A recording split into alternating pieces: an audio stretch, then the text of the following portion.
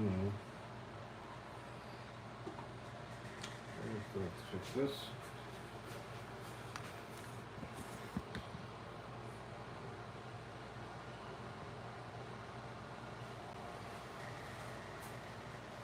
There you go.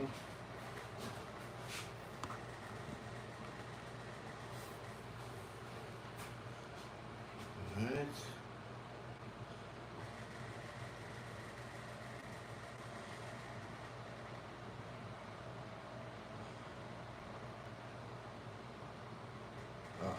The app is inverted. Okay, so we have to fix this. Okay.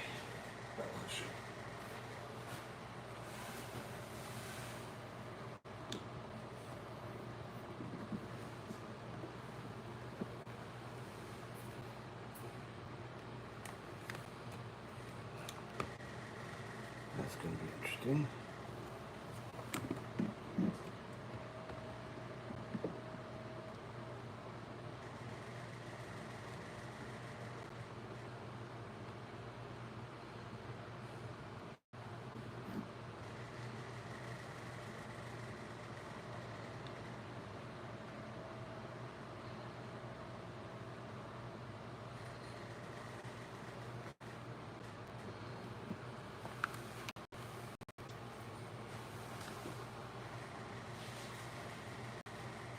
Okay, we're still setting up, guys. Sorry.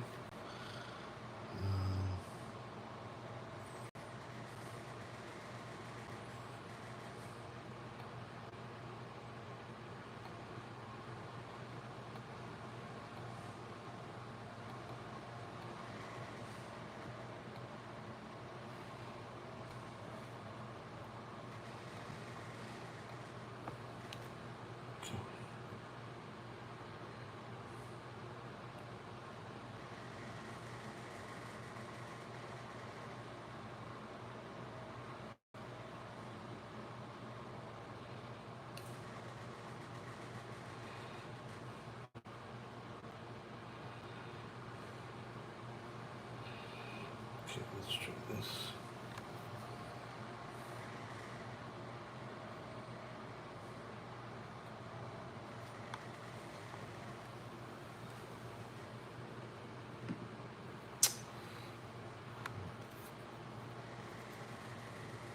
No.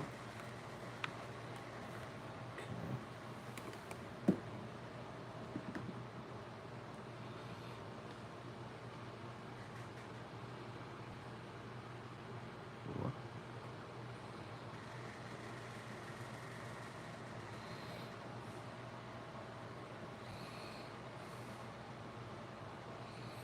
See. It's a little bit technical difficulties as usual. Okay.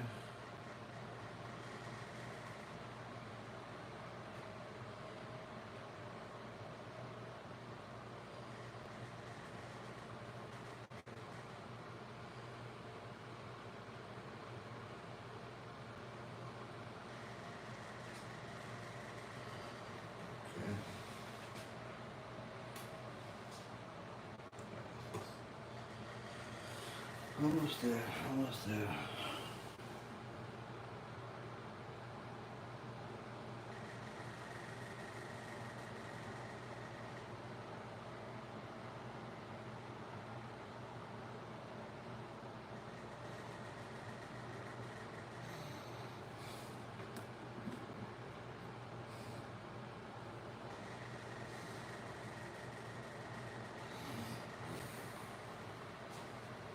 Okay.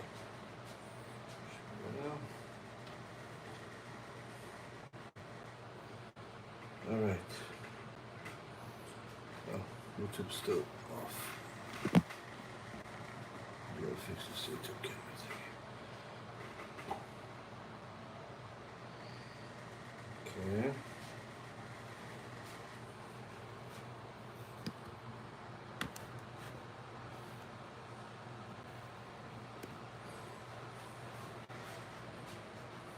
All right. There we go. Okay. Baruch HaShem. Baruch HaShem. All right.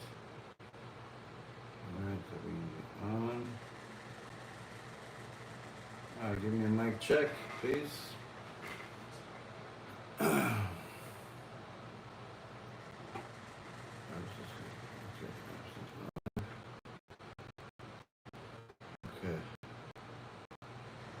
Okay, mic check for everything, please.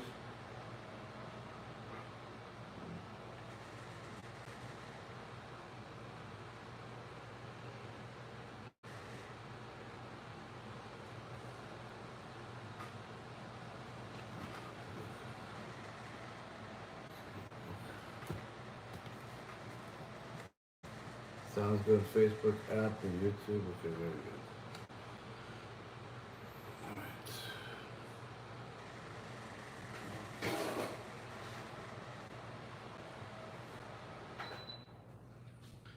Okay, let's go.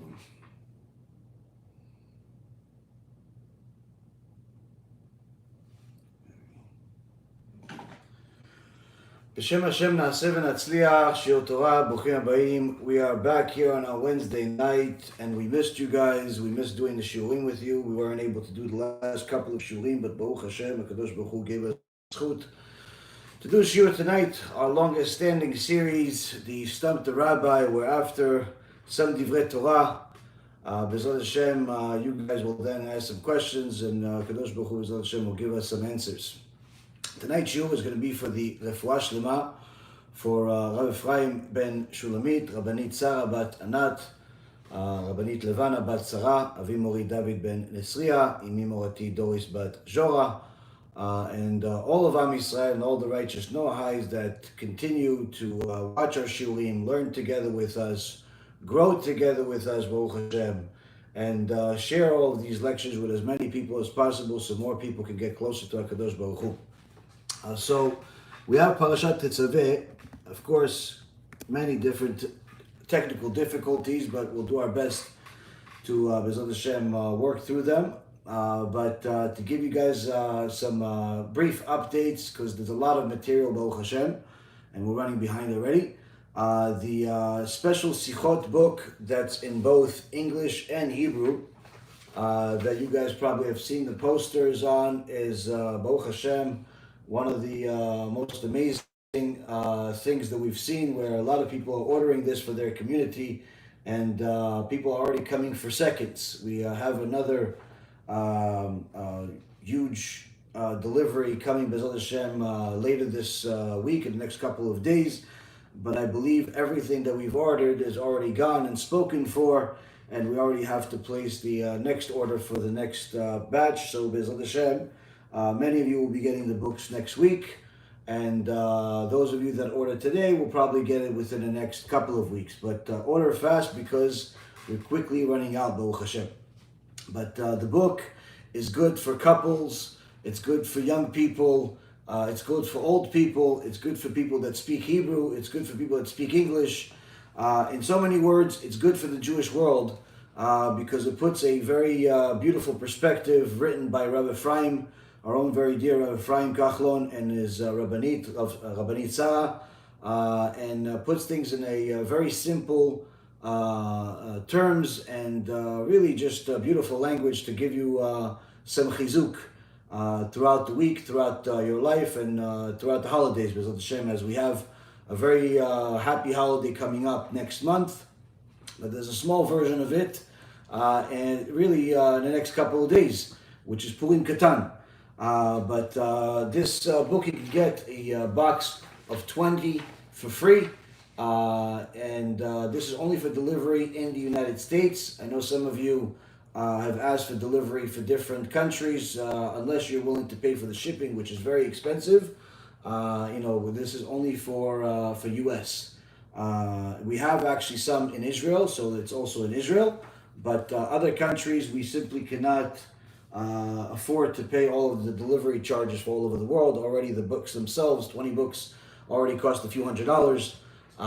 There's just so much that we can do, Baruch Hashem. But if you're willing to contribute, then certainly we'd be happy to do it. People that have asked me about shipping these to to different parts of Europe and other places, And I told them they have to pay the shipping. He said, sure, why not? What is it, $20? Like, no, it's usually a few $100s. It's not cheap because it's heavy. And then, they don't want that enough in some cases. In other cases, they do. So whoever wants it, whoever is able to do it, by all means, we're happy to help. Also, for those of you that can't give them out because you're busy, because you got a lot going on, you can still contribute by going to that same website, the kiruvstore.org, KIRUVSTORE.org, and you can simply donate. Donate, as much as your heart allows, BeEzrat Hashem. So that's certainly a way that you can contribute. Last but not least, remember we have the Tikkun Shovavim. Tikkun Shovavim is this auspicious time where HaKadosh Baruch Hu opens up the gates of heaven, and those of us that take the initiative not only to do tshuva for immorality of the past, whether it be wasting seed or adultery or promiscuity or LGBTQ or whatever it is that a person has falling into, and they want to fix it. You first start with the tshuva, which we've discussed many times. But of course, if somebody wants to do a tikkun, this is the time to do it. You can go to our site tikkunabrit.live, TIKKUNHABRIT.LIVE, and you could do your tikkun. This is the last week, meaning we only have a few more days before the end of the Zman of what's called Shovavim, where HaKadosh Baruch Hu says to us, Shuvu Shovavim, come back, wayward children. This is the time to do it. Some of you have taken this extremely seriously and have made some very big tikkunim, Baruch Hashem, for everybody in their own relative to them. Others, really don't think it's a big deal. They think that Hashem is simply going to forget, the sin somehow just because you're keeping Shabbat or you're learning Torah or you are just a decent person that doesn't kill people, and you think that Hashem just is going to eliminate it somehow. So that's why I highly recommend for people to watch the Tikkun Abrit film that we have, because that puts things into perspective. And also for those of you that are avid watchers of our shirim and films and so on, I'm sure that you are very excited if you haven't already watched the new film that we released last night, only a 10-minute film, but it was about some extraordinary proofs about reincarnation according to the Holy Jewish Torah.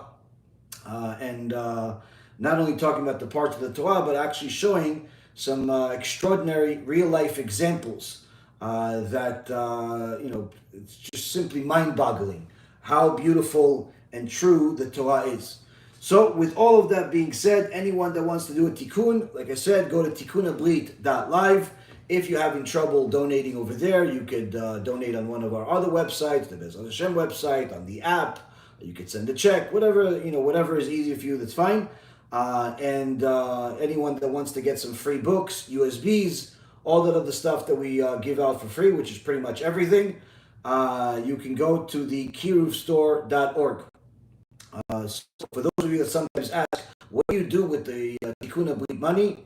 Kiruv Store. That Kiruv Store, all the free USBs of Tikkun Abrit, which each one costs a ton of money. Each box, that we send to people is literally hundreds and hundreds of dollars. That's where it goes. You're, in essence, each one of you that's donating is helping another person that's going to be distributing. It's one hand washes the other. So this is a beautiful thing that we have here at BeEzrat Hashem. So with that being said, we have Baruch Hashem Parashat Tetzaveh. Parashat Tetzaveh really tells us about the Am Yisrael in ancient history, just a few thousand years ago. Am Yisrael is in a desert, and HaKadosh Baruch Hu is having Moshe Rabbeinu tell Am Yisrael the different steps to prepare for the Mishkan, and one of those steps that we begin the parasha with is the different garments of the Kohen Gadol, which are 8 different garments. The garments of the regular Kohen, or called Kohen Ediot, and they have 4 garments. The different korbanot, the oil. So a lot of interesting things, and of course, this is a lot of beautiful things that are happening in Torah. But if you are like me and you always want to learn from the Torah, not just what happened 3,300 years ago or any other time that we have throughout our history, but you actually want to know what can you do about it today. Especially if you're not a Kohen, we don't have a Bet HaMikdash, unfortunately, not yet. And quite frankly, you're not really sure what is the point of remembering the different names of these clothings of the Kohen or of these korbanot. So how can you apply all of this to your life today? And that's in essence our goal with every single shiur, to take the ancient and holy Torah, the divine words of HaKadosh Baruch Hu, and show you how it applies to our lives today. Now, many times, since I deal with a lot of different people from around the world that are going through different parts of their journey in life, some are having difficulties in finances, others with marriage, children, moving from place to place. Sometimes they're at the best times of their lives, sometimes unfortunately at the worst times of their lives. Some people are suffering because they found out that their partner has cheated on them, whether in business or their marriage. And there's a lot of different stories that come across our desk. And many times when I see, and I deal with different people that are depressed, I see that they have a common denominator, which is that they are harping on the past. They're harping on the past. It's actually a similar behavior on people that are very arrogant, also like to harp on the past. Because they've done a few things in the past and they want recognition for it, even if 20 years have passed. It's like the celebrities of yesteryear that still want primetime attention today. He was in a movie 25 years ago, but he still wants the world to like him, even though he's 25 years older, uglier, and certainly not as interesting. So many times you see this common denominator of people harping on their past. On the other hand, there are many of us that harp on the future. Harp on the future, the unknown future, the terrible future, the all the different dangers that are out there. There's obviously war in the air everywhere, whether it's the Ukraine and Russia, or it's the potential what's going on with China, the Middle East. There's so many different things going on, and anyone that wastes even a minute of their day poisoning their mind with the news is certainly to become scared and practically petrified of the future, to the point where some people are scared to leave their house or their city, because they're constantly expecting some atomic bomb to drop or some type of horrible thing to happen. Now, of course, we all know that HaKadosh Baruch Hu already decides who's going to live and who's going to die, who's going to be rich and who's going to be poor, who's going to make money, who's going to lose money, who's going to get married, who's going to get divorced, who's going to have kids, who's not going to have kids. All of these different things, HaKadosh Baruch Hu already decides on Rosh Hashanah.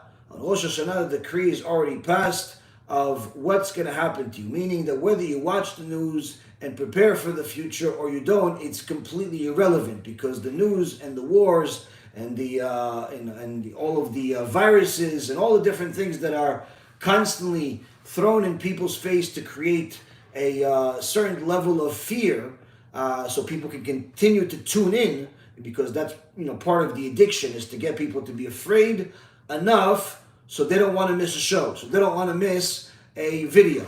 And what ends up happening is that a person that is Torah observant, keeps Shabbat, keeps kosher, if it's a woman, keeps modesty, if it's a man, protects their BEIT, all of the good things, can easily forget about HaKadosh Baruch Hu being the one that decides who and what is going to happen. The only thing that we decide is whether we're going to serve Him or not. That's what we decide. Whether we fear Hashem or we don't fear Hashem. Whether we're going to do the mitzvot, whether we don't do the mitzvot. That's the only thing that we can decide. As far as the outcome of any action that you do is not within your hands. Even if a person is crazy enough to the point where they want to kill themselves, the so-called success in doing that is also determined by Hashem. As we saw several times with a first-hand experience with people that we knew that tried to kill themselves, and Hashem simply decided no. And in other cases, unfortunately, Hashem decided yes. Now, of course, if a person does do such a thing according to the Torah, it's a very big sin, and is and the person is, in so many words, murdering themselves, and will be punished for that severely.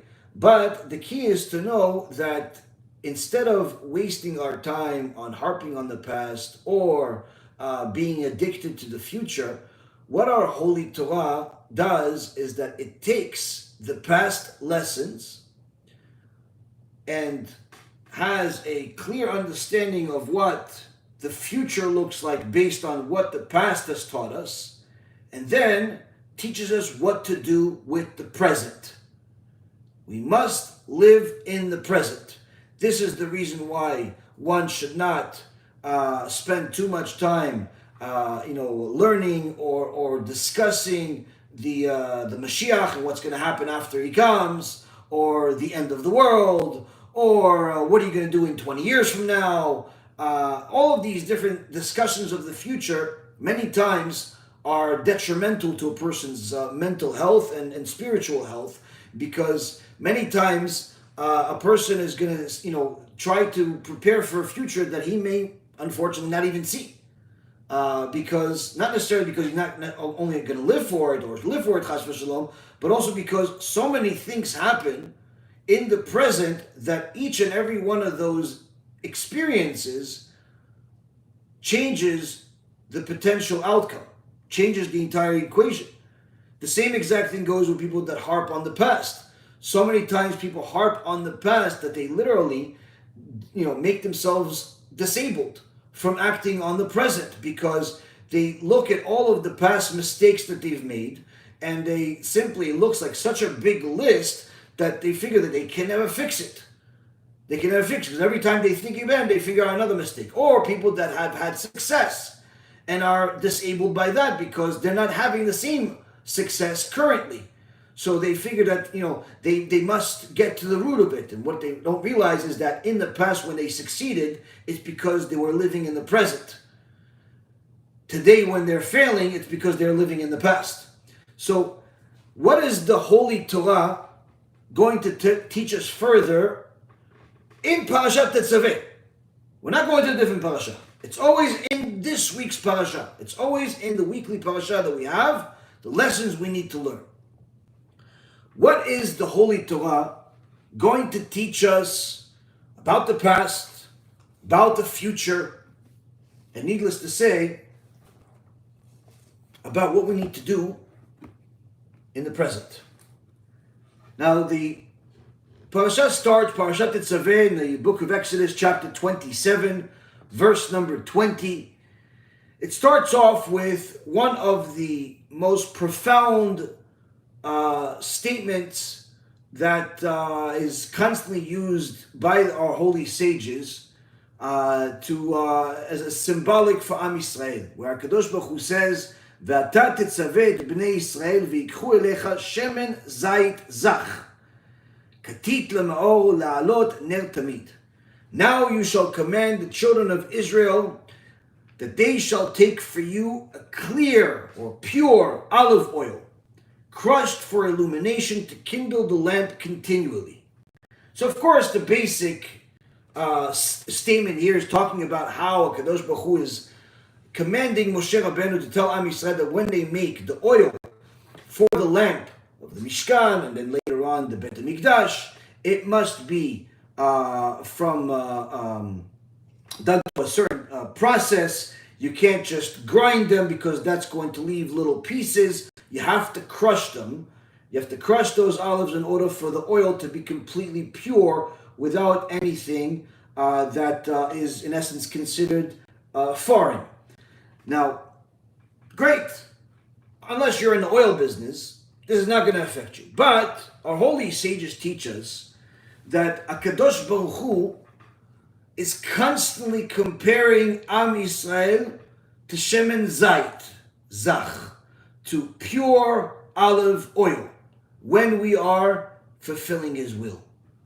When we're fulfilling HaKadosh Baruch Hu's will and by following the Holy Torah, we are in essence pure, clear olive oil. Now, of course, our ultimate leader, the most pure of all, was Moshe Rabbeinu. Moshe Rabbeinu, our leader, is who Hashem is referring to, Ve'ata. But interestingly enough, he doesn't say his name.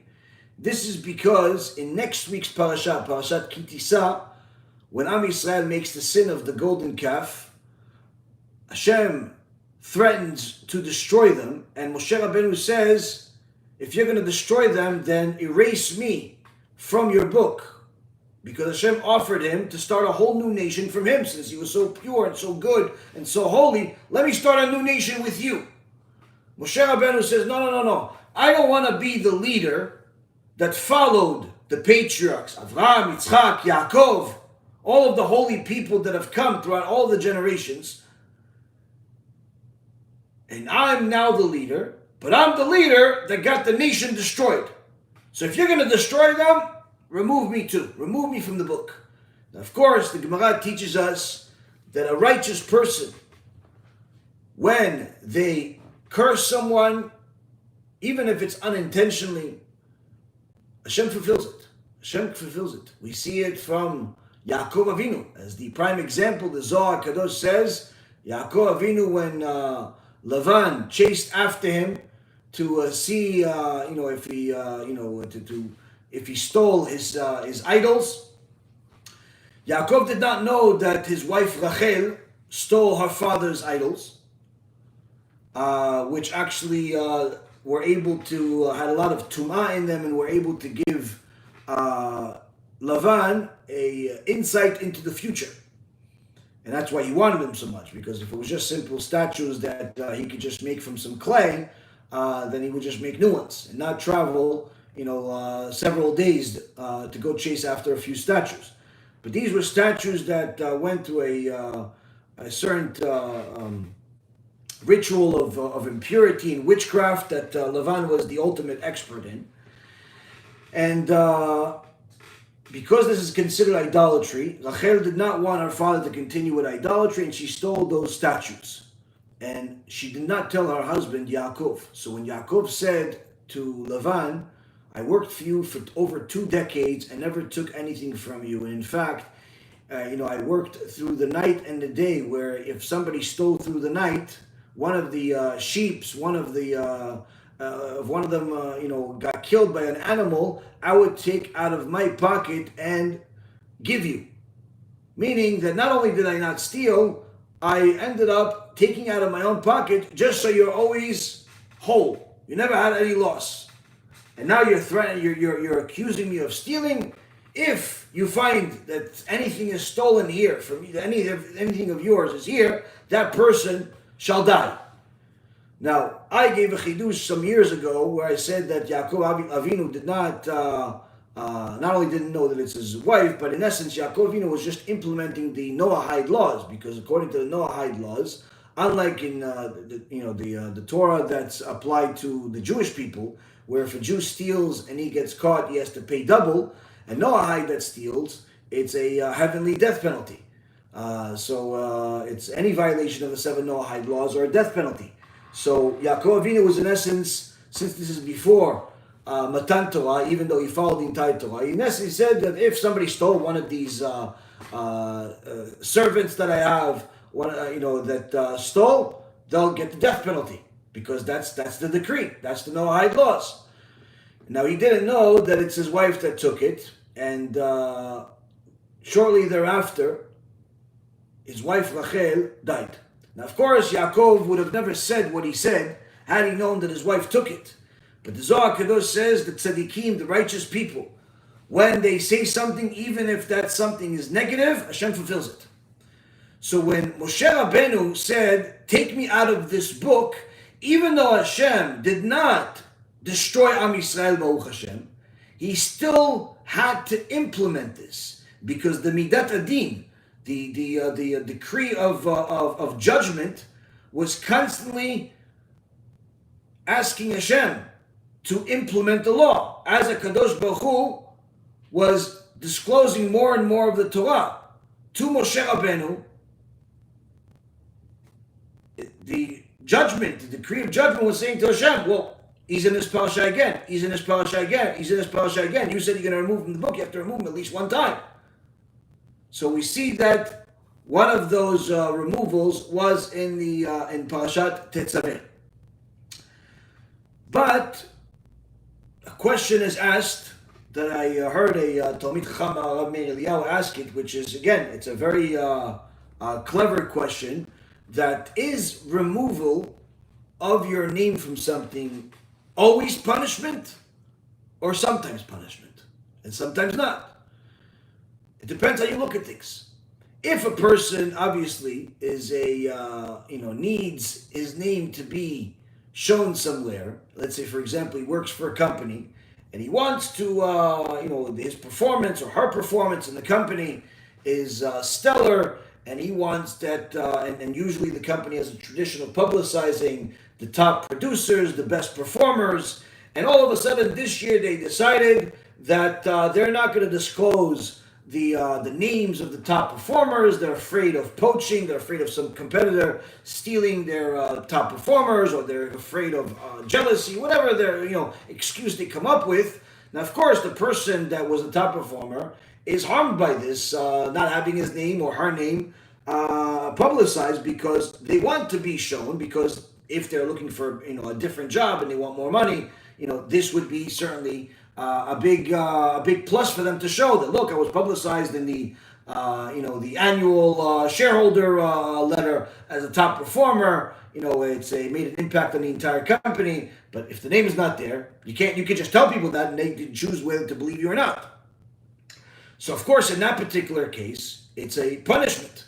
On the other hand, if somebody decides to donate a large amount of money to BeEzrat HaShem organization, and in order to help us bring Am Yisrael closer to HaKadosh Baruch Hu, in order to help us help more people that want to convert to Judaism, like one of our dear Talmidot just completed her conversion, Baruch Hashem, just this week, Baruch Hashem, after a lot of effort and sacrifices, big mazal tov, that she completed the conversion. And in fact, this was one that we had a very high level of involvement in. We actually had another one that converted in Israel just yesterday as well. And Baruch Hashem, a few different people converted. But the point is that you have a person that wants to help us continue helping people that want to convert to Judaism, continue helping people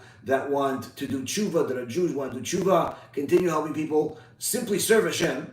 And that person that donated that money for us to share the books for free, and the USBs for free, and all the lectures for free, and everything that we do for free, and decides, you know what? I don't want the world to know that I donated. Like when I donate to the synagogue or I donate to other things, I actually want this donation to simply be anonymous. Now, of course, they can still put their name on the receipt for tax purposes, but they're not going to tell the whole world about their donation. They're not going to make a public announcement about it, shared on everybody's email box. Them, making their donation in essence relatively anonymous or completely anonymous is not only not a punishment, but it's the highest gift that they can give themselves, because there are levels of tzedakah. And the highest level of tzedakah is when you are giving, but you don't know who the end receiver is. So, for example, when somebody donates to our kollel, or somebody donates to one of our campaigns to feed the poor people, you don't actually know the exact person that's receiving it. And the person that's receiving it doesn't know exactly where this meal came from, or this whatever they got came from. They know it came from our organization, but they don't necessarily know who's the one that's behind it. That's the highest level of tzedakah. The donor doesn't know who the receiver is, and the receiver doesn't know who the donor is. That's the highest level of tzedakah. So when somebody keeps that anonymity to the point where pretty much the only one that knows is just, the receipt that you have that you can report for tax purposes, it's an extraordinary benefit. It's an extraordinary gift. Now, of course, even if you publicize it, it's not necessarily a sin, unless you're publicizing it for the sake of, getting honor because you donated. So sometimes it's actually good for a person to publicize that he's donating or she's donating because they're doing it for the sake of encouraging other people to donate. They have friends and they want their friends to donate, so they tell them, listen, I also donated. And what ends up happening actually is that even though they're losing some of the merit of anonymity by publicizing their donation, they'll gain a lot more from encouraging other people to donate than what their anonymity was actually worth. And that's why Rabbi Shimon Bar Yochai says, Gadol ha'ma'aseh min ha'oseh. Its greater merit is given to the one that enables others to do good than the one that actually does good. Meaning the one that encourages other people to donate to BeEzrat HaShem will actually get even more merits than the person that actually donates. If you convince your uncle, your dad, your friend, your partner, your boss to donate money to an organization, even if you donate exactly the same amount, you'll actually get even a bigger merit, a bigger reward for the donation that they made. You still get a merit for yours, but even more for his, because you encouraged others. Now, of course, this does not necessarily absolve a person from the responsibility of doing what they need to do for themselves, but the point being is that HaKadosh Baruch Hu is the ultimate fair judge, ultimate righteous judge, and he's always looking to give us more and more merits. So on one hand, we saw that the removal of a name can be painful and can be a punishment, and on another end, it can be a reward. It can be profitable, I should say. Now, Moshe Rabbeinu's name was removed, and at the surface of it, it looks like it was a punishment. But the truth is that Moshe Rabbeinu's name of how it usually appears in the Torah was removed, but the name that doesn't usually appear in the Torah was placed. Chachamim teach us that the Moshe, if you spell out the letters of the name Moshe, meaning the Mem is spelled, if you spell the letter Mem, like as if, for example, in English, if you want to spell the letter B, then you write B-E-E or B-E. If you want to spell the letter S, then it's E-S. So here, if you spell the letters of the name Moshe, which is Mem is Mem, Shin is Shin Yud Nun, and Hey is Hey Aleph, and you use the value of the letters that are added in essence to the name, you'll get a total Gematria value of 101, which is the exact number of verses that are in this parasha. In so many words, Moshe Rabbeinu's name is the parasha itself. So we see on one end, Hashem had to implement a decree by not having Moshe Rabbeinu's name appear in the parasha, but his dear love for Moshe Rabbeinu, HaKadosh Baruch Hu's love for Moshe Rabbeinu, obviously had to have it in another way, hide it in another way. Now, the examples of this we have in our history in different places where the Gemara says at the time where Rabban Gamliel was the Nasi. Nasi was in essence the prince, was considered in essence the leader of Am Yisrael, and he was the Nasi, and the yeshiva, had many Talmidim. The Av Bedin was Rabbi Natan. The Gdol Ador was Rabbi Meir Baranes. And they all came, to the Bet Midrash every day. And Rabbi Meir and Rabbi Natan were very, very close. And they saw that Rabban Gamliel is doing certain things they didn't like. Well, he was a little bit too strict with certain things. And in essence, they kept their eye on him. And one day when Rabban Gamliel saw that when he walks into the room, everybody rises like they're supposed to. But then when Rabbi Natan walks in, everybody rises again. And then when Rabbi Meir walks in, everybody rises again. He saw this as a minimization of the honor of the Torah for the position of Nasi. So he said, from now on, you don't rise for, you only rise for the Nasi. Now, Rabbi Meir and Rabbi Natan thought this is maybe, foul play here. They didn't like it. And they said, you know what? We got to get him out of this position. Got to get him out of this position.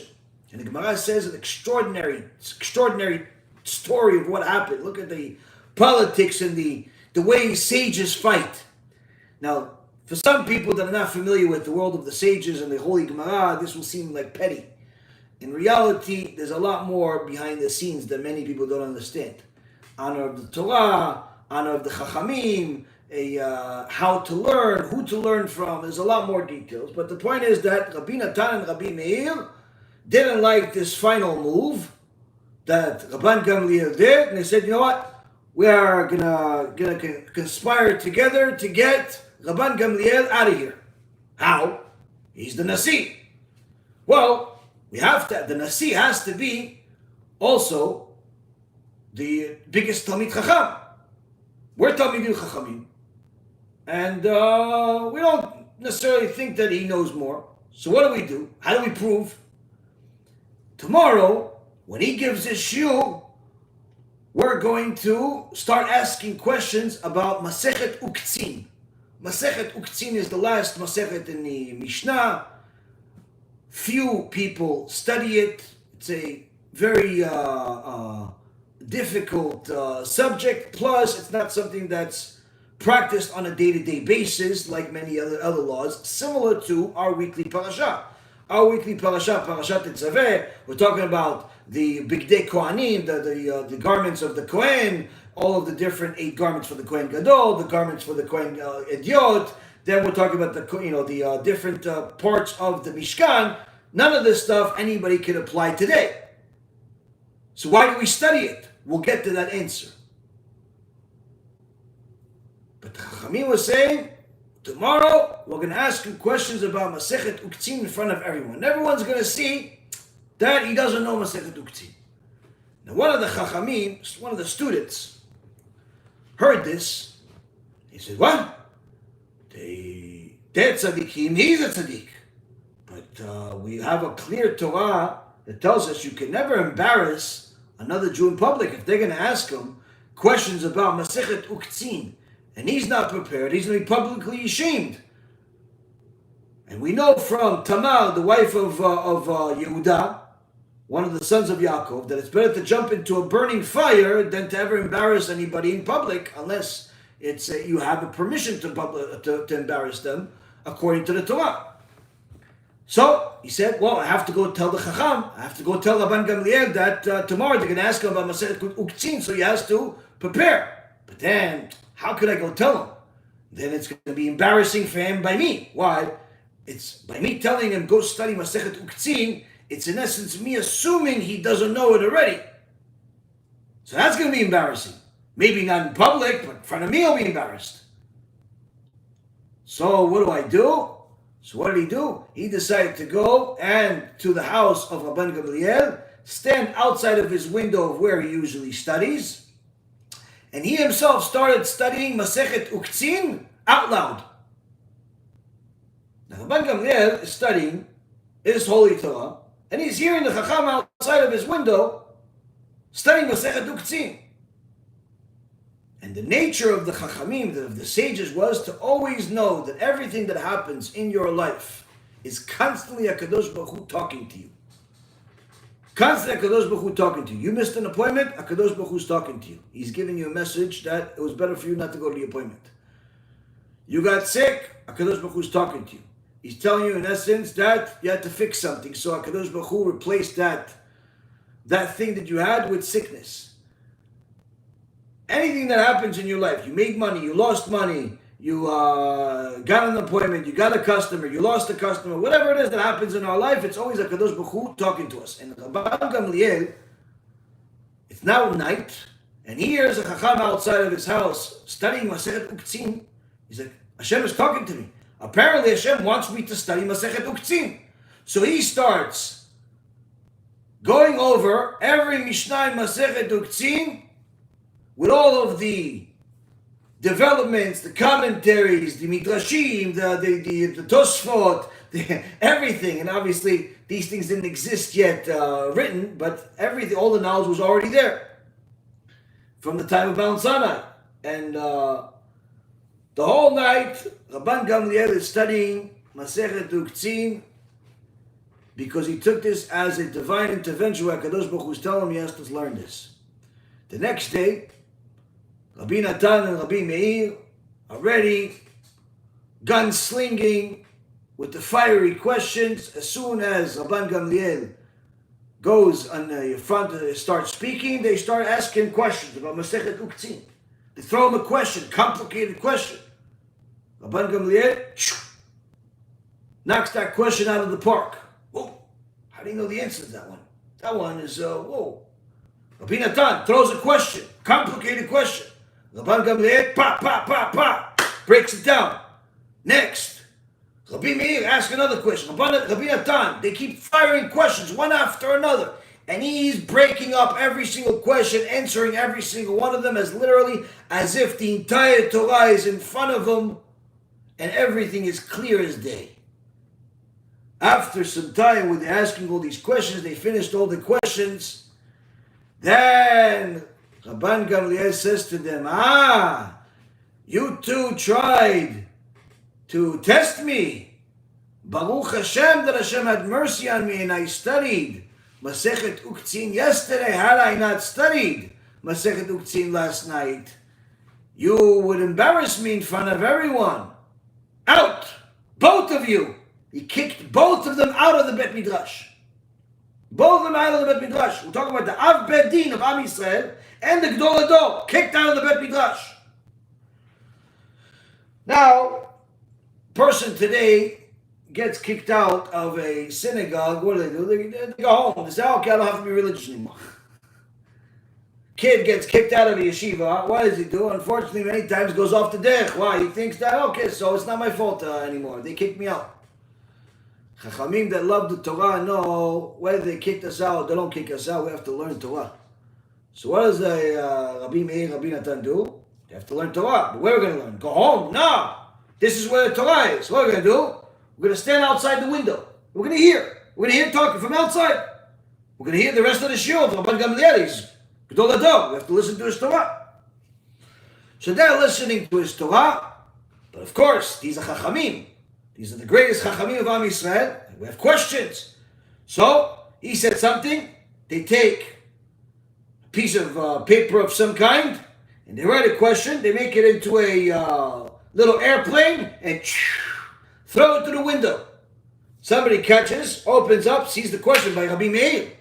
Oh, and he says, Rabban Gamliel, but what you said, it doesn't agree with what one of the Chachamim said, so how do you respond to that? Rabban Gamliel addresses it. As he's addressing it, another little airplane comes in. Another question. And they ask another question. So in essence, the Gdolei Ador are asking questions. They're involved in this issue. And they keep throwing planes inside, keep throwing papers inside with more and more questions. That's how we learn. We learn from questions. The bigger the chacham, the more sophisticated the questions are. They don't just ask questions for the sake of sounding smart.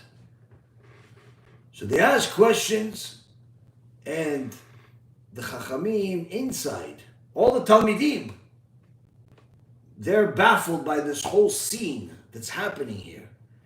And then they say to Rabban Gamliel, Kvod Harav, none of us are as smart as they are. Look at the questions they're asking. So how is it that the Torah is outside and we're here? How is the Torah outside? They're asking all the questions. They know they're involved in your issue more than we are. So how is the Torah outside, meaning the sages that they're the Torah, they're the living Torah, but we are inside. Maybe the Rav can forgive them and let them back in. Rabban Gamliel says, you can let them in, but from now on, as the Nasi, passing a decree, punishment, a fine for what they did. Now on, no one has to stand when they come in, and when they say something, you don't write their names anymore. When Rabbi Meir says something, you say Acharim say it. Others say this. Why? Because one of Rabbi Meir's rabbis was Elisha Acher. So in essence, anytime you see in the Gemara where it says Acharim say, that means Rabbi Meir Baal HaNes. Of course, there are times where it actually says Rabbi Meir Baal HaNes said something. But many times, more times it says Acharim say. In regards to Rabbi Natan, Yesh Omrim. There are some that say, meaning it's two, in Hebrew it's completely different. Yesh Omrim is meaning there are some people that say, some sages that say, and Acharim say there are others that say. So it doesn't really translate well to English, but the point being is that he gave them two anonymous names. Two anonymous names. Now, of course, we know who they are. Gemara Masechet Orayot talks about it. But the point being is that we see here that the removal of the name was a punishment for a couple of the Chachamim. Now, of course, HaKadosh Baruch Hu wanted to make sure that we know it, hence the reason why you have all the story itself, what transpired, how can we find them anyway, where they say, what they said.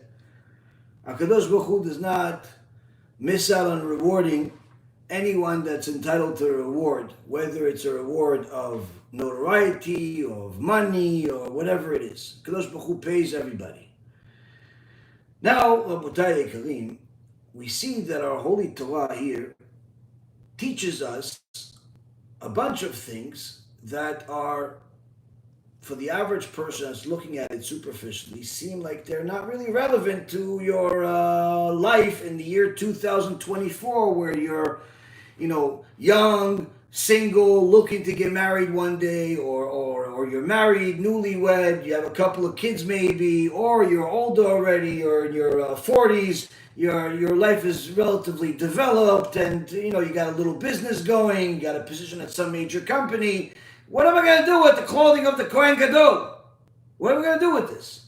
How could I apply the weekly parasha to my life? Some people don't know that it's Halacha, Shulchan Aruch. Halacha, this is not a recommendation, this is not a suggestion. Halacha, Shulchan Aruch, every Jew must read the weekly parasha twice. Shtay mikra v'echad targum. Twice you have to read the parasha, and once with commentary. Meaning you have to go through the parasha 3 times every week. Many times people do this on Friday or on Shabbat. They use one of the the time that the Baal Koreh reads the Torah is one of the times. They do the other times right there and then, after shul, before, during the week. Bottom line is, just like you have to make a blessing on when you wash your hands, or you have to eat kosher food, or anything else in Torah, it's halakha that every Jew has to learn the weekly parasha twice and commentary the parasha once. So even when it's a parasha where on the surface of things it doesn't look like it's relevant to your life, so first you have to know that just because something doesn't look relevant doesn't mean it's not relevant. And since we're already on the train of stories, I'll tell you another story. But this story didn't happen 2,000 years ago. This story took place about 400 years ago. The Gedol HaDor at the time was Arav Yom Tov Heller. Arav Yom Tov Heller was one of the Tosfot, was an extraordinary Chacham. At the time he was living in I believe in Prague. And he was extraordinarily successful in the world of Torah, major notoriety all over Europe. He was the biggest rabbi, in the continent. He was one of the Gdolei Ador. He was also extraordinarily successful financially. He's well off. Not as well off as the Goyim thought he was, but nonetheless, he was well off.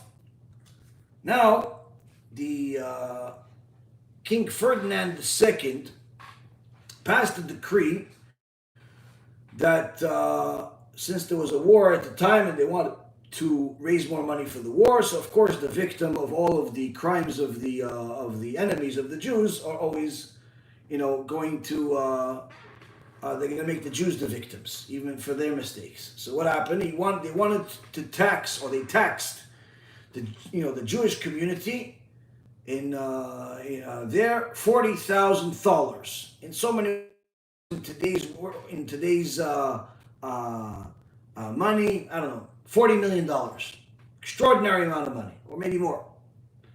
Now, of course, unlike today, where each to their own mentality that people have, this came to the Jewish community. Who has to deal with it? The Gdol Ador, Rabbi Yom Tov Heller. And Rabbi Yom Tov Heller knew that the poor people in the community that are barely making ends meet, they can't contribute much. On the other hand, there's a few rich people within the Jewish community.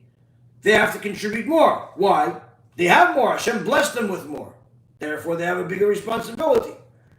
So he ruled that the wealthier people in the community have to contribute a large chunk of this $40,000 that was due to the government. Now, you would think, okay, these are all religious people, keep Shabbat, keep the holidays, give tzedakah. The biggest rabbi in the world, chief rabbi, told you this is what you have to do. You do it. Well, it didn't work out so well. Why? Shortly after he told them this, they didn't really like it, and they asked for others to get involved. There was a meeting over it. They reevaluated the whole thing and confirmed that what the rabbi said was fair. According to the Torah, it was 100% fair.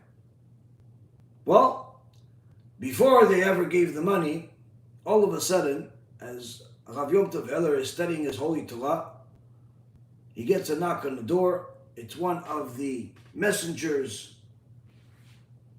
of the king telling him there's a ruling where you are under arrest and you have to come to the castle. You have to come to the court.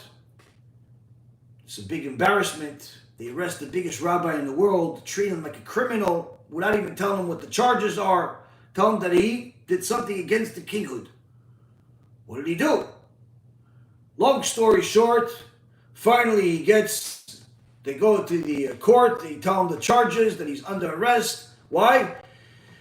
Because in your books, you wrote derogatory statements against the Christian people, which is the people there, that this is their country. You wrote derogatory things against the Christian people. You called us idolaters, and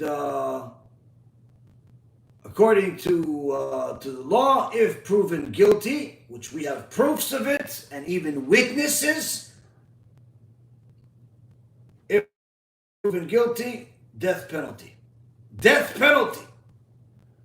He said, what witnesses do you have? What are you talking about? What I said is, no, he tries to defend himself. Like, no, we're not buying it. He goes, no, I wasn't talking about the Christians. I was talking about other Gentiles. We don't buy it. We don't buy it. What witnesses? Who said it? Who are you? You're relying on what your Christian scholars are telling you? And the court surprised him by telling him, no. We have people from your community that came to us and told us that you are constantly talking against the Christian people and calling us idolaters. The pain of being in prison and being literally a stone throw away from getting the death penalty was big. But to hear that this all came from wicked Jews that pretend to be religious was the heartbreak of all heartbreaks.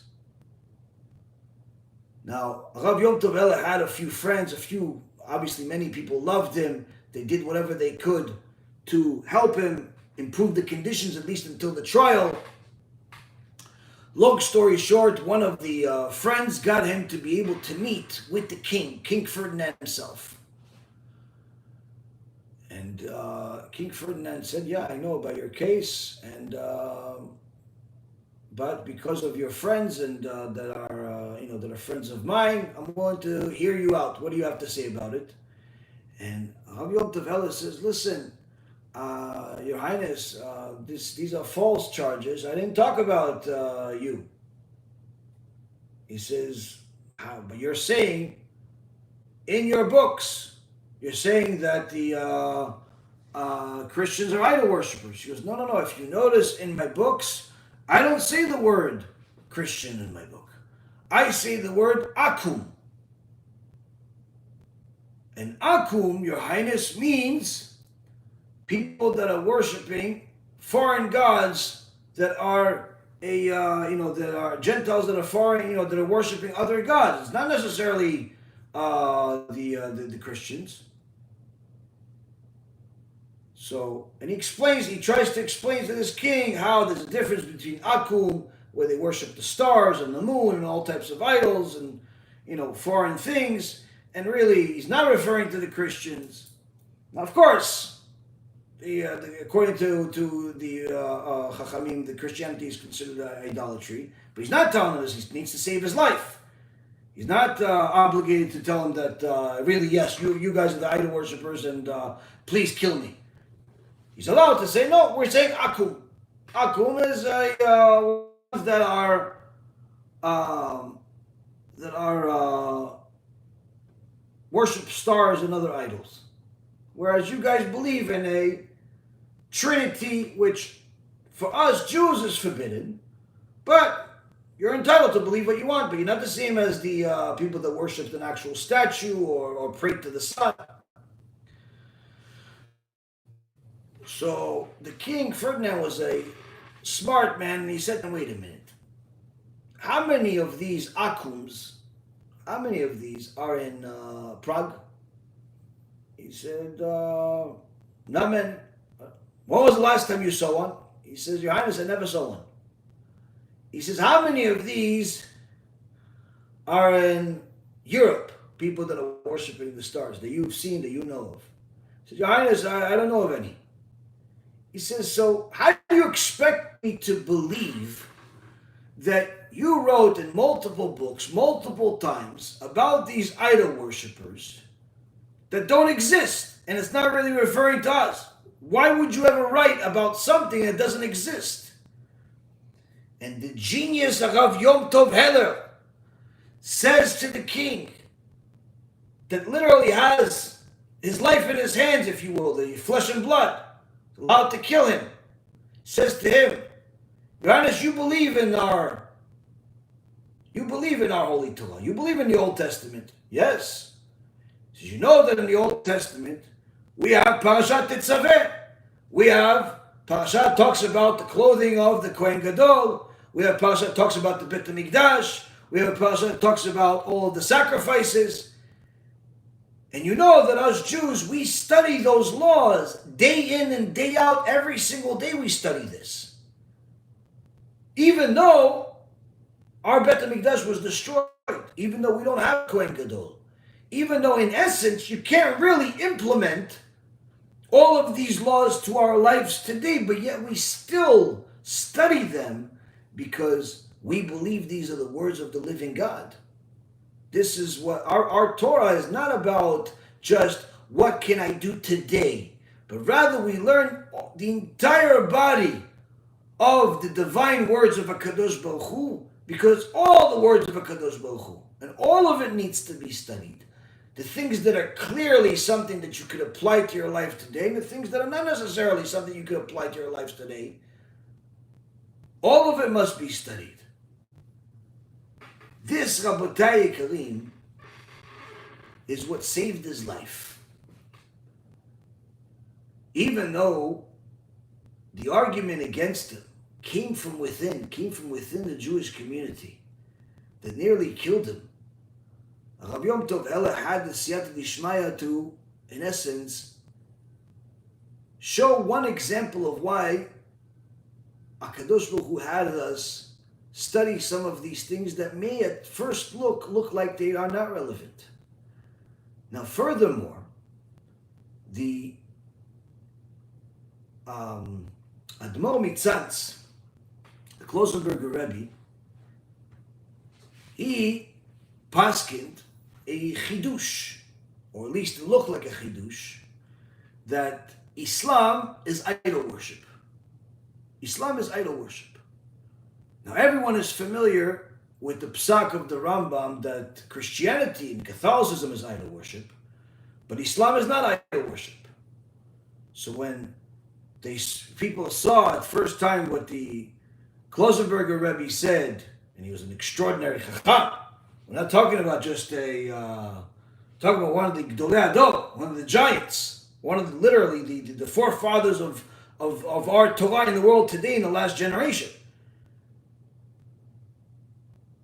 Despite having his entire family murdered, 11 kids murdered in the Holocaust, he built an empire of Torah after the Holocaust. Despite literally surviving each day in the concentration camp by pure miracle, this did not discourage him or slow him down from building an empire of Torah over the next several decades. So we're talking about an extraordinary chacham that kept kosher even in the Holocaust. And he says that Islam is idol worship. Some people look at it, well, okay, it's a big chidush, but the Rambam says otherwise. Interestingly enough, the Rogatchover Gaon, who preceded the Admor Mitzatz slightly, he also says that Islam is idol worship. But since he was an expert beyond the norm of the Rambam, because all he studied was the Rambam and Gemara, they asked him, how can you paskin against your rabbi? How can you paskin against the Rambam? The Rambam says that the Islam is not idol worship. The Rogatchover Gaon gives a genius response that's applicable to everything we're saying. He says, no, you're not understanding. Of course the Rambam is not going to say that Islam is actually idol worship. He lives in their country. If he would have said it, they would have killed him. So what benefit is it to him or to the Jewish world for him to die because he proved the point that they're idol worshippers? So he's not saying they're not idol worshippers, but really they're idol worshippers. They pray to all types of things that are, from the perspective of Judaism, considered idolatry.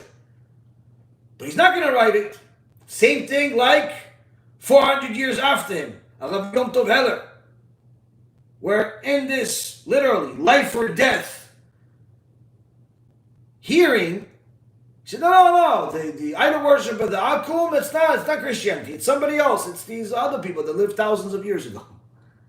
So sometimes you have certain things in the Torah censored, not because of this is the bottom line, but rather because there was life risk.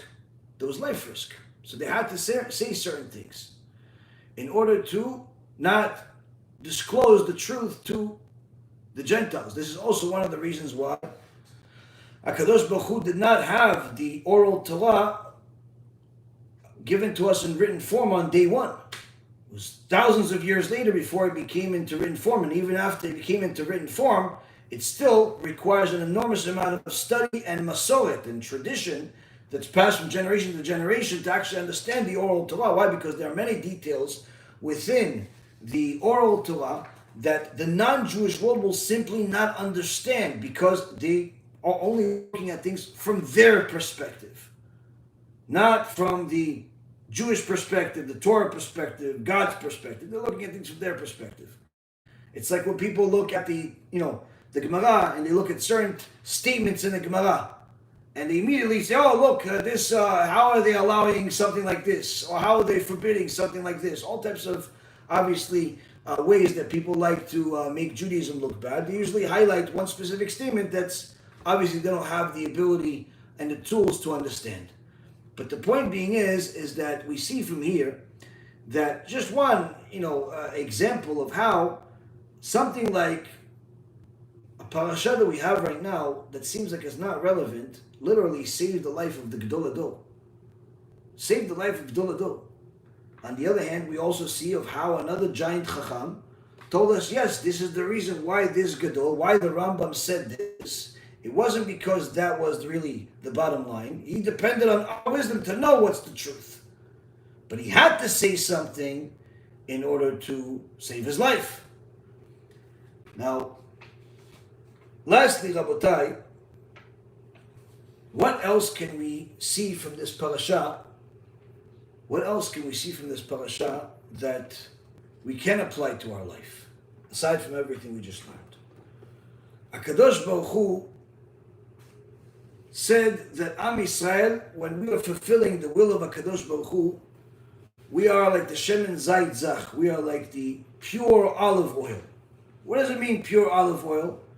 Pure olive oil means that we are pure. We're pure in our behavior.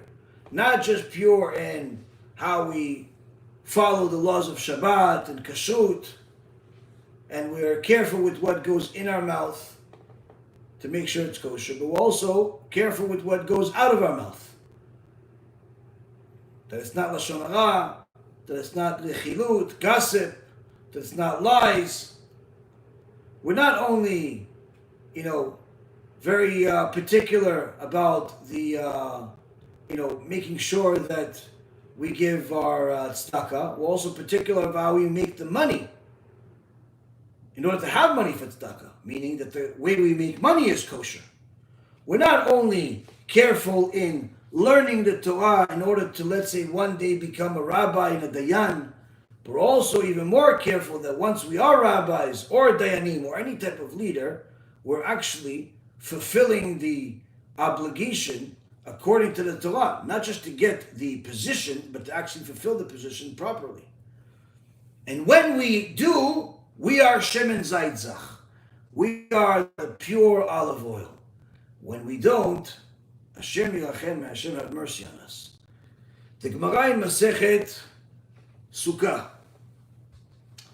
says that when Am Yisrael does certain things, HaKadosh Baruch Hu can bring punishment to the world. Now, the Gemara in Masechet Sukkah, page 28b, says that if it wasn't for the oral Torah telling us the details of the law, we would think that the punishments only apply to men and not to women. But our oral Torah teaches us that the Torah equated men and women regarding all punishments. Meaning, whether a man or female, we know that everything applies to whether you're a man or a female. As far as the punishment, as far as obligation, obviously the obligation is different, meaning a man is obligated to put on tefillin, a woman isn't. A man is obligated to try to have a boy and a girl children, a woman is not obligated to have children. A man is obligated to pray 3 times a day, a woman is not obligated to pray 3 times a day, she has to pray once. And so on and so forth. But when it comes to punishment with things that are forbidden, it's forbidden to steal, it's forbidden to lie, it's forbidden to commit adultery, it's forbidden to be promiscuous, it's forbidden to violate Shabbat. All of these forbiddens, that applies to both. Punishment is the same for both. With the exception of the daughter of the Kohen that commits adultery, where she gets a special unique punishment that's different than the man. Other than that, everything else is the same. And for anyone that wants to know the whole sugya about the woman that's a daughter of a Kohen, that's in Masechet Sanhedrin. Anyway, the Gemara tells us that when we act a certain way, as a people, as individuals, HaKadosh Baruch Hu has to act. Has to act. There's a cause and there's an effect. We do certain things. HaKadosh Baruch Hu has to bring certain things. Now, he doesn't always bring the decree right away. Sometimes he'll wait many years, sometimes even an entire generation. But nonetheless, There's no such thing as a Kadosh Baruch Hu not noticing our mistakes, our sins. Now the Gemara says in Masechet Sukkah, page 29, that if the Jewish people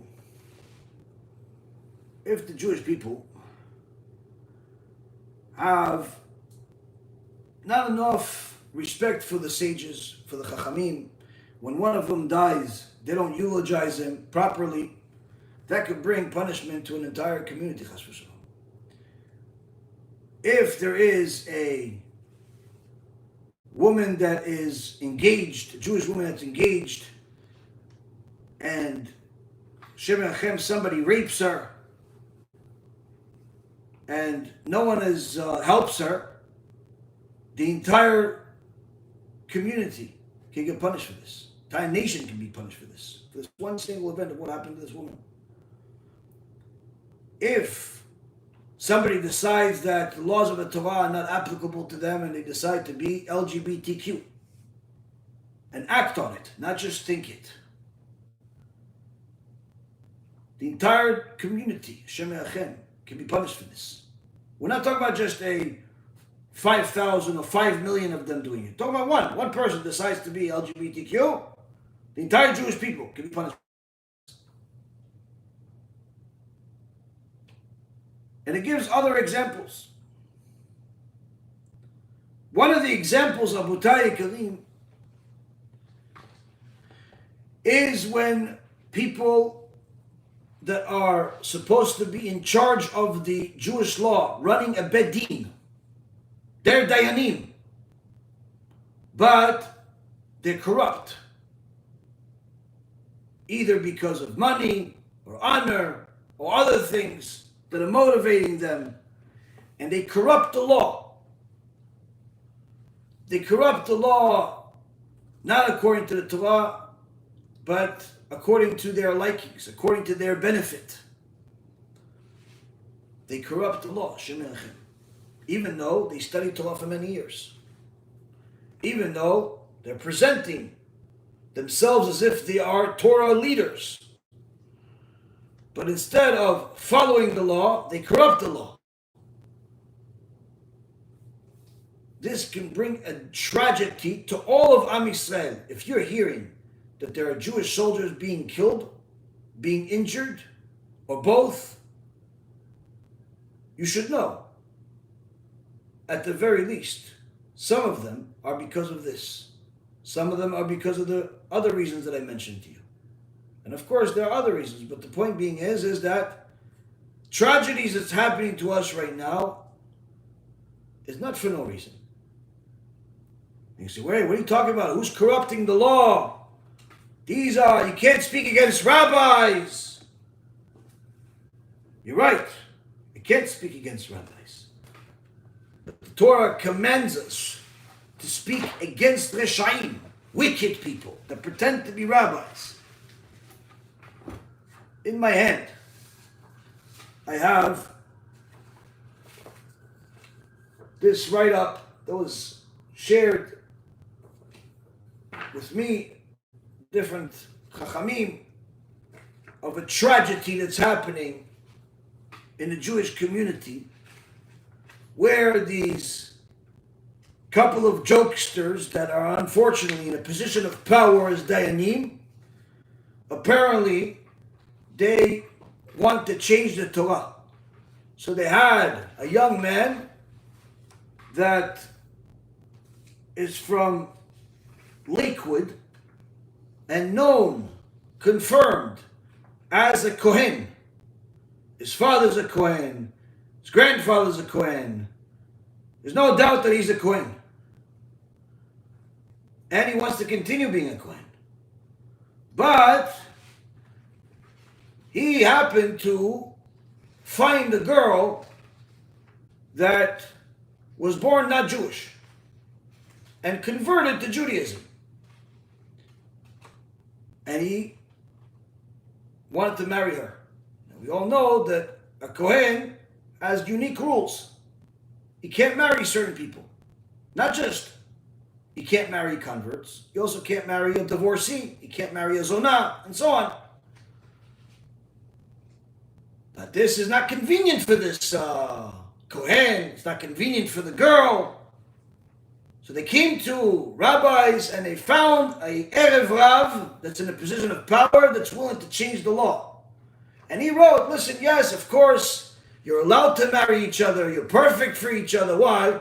Because of all types of convoluted arguments that he created that really your mom, she already converted conservative. And even though the Orthodox Judaism does not accept conservative as an actual conversion, maybe there is somebody that says it is valid, and therefore you were born a Jew, because she converted as conservative before you were born. So technically you're not a convert, and therefore you're allowed to marry him.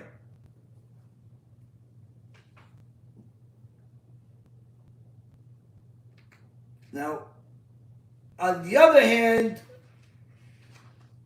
he says he's a Kohen, his father's a Kohen, it's all great. But we know that he had some relative in his lineage that wasn't religious. So therefore, we don't consider that his Kehuna really is 100% Kehuna. Completely new fabrication. Nobody's ever said such a thing. Whether you're religious or not religious, you're Kohen. In so many words, this corruption happened, and a few rabbis that found out about it, obviously a screaming foul.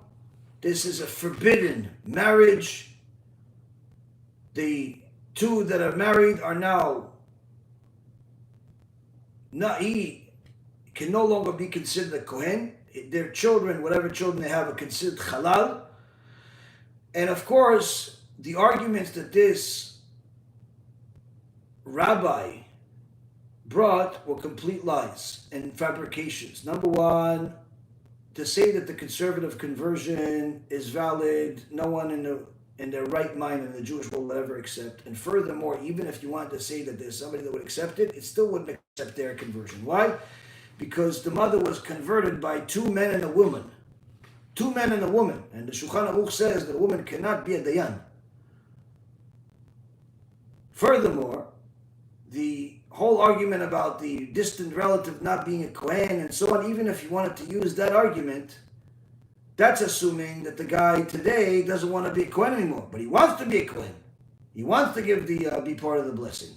In so many words, this group of rabbis are screaming foul of this distortion, this corruption of the law for the sake of reputation, money, whatever reason. The point I'm trying to make to you, Rabotai, is that corruption of the law sometimes happens, and the vast majority of the Jewish world doesn't even know it's happening. Now, to say that there's corruption in the secular world is a waste of time. Why? Because every day there's corruption. It's standard there. We're talking about the Jewish world where it's not expected, because we're expected to be the Shemen Zayit Zach. We're expected to be the pure oil, olive oil. So when you have a dayan corrupting the law in such a horrible way, of course, the ones that know about it are screaming foul over you. What are you doing? You're changing the Torah. Rasha Merusha that you are. Now this is unfortunately not the first time. A few years ago there was a story publicized where there was a convert that came before the Beit Din and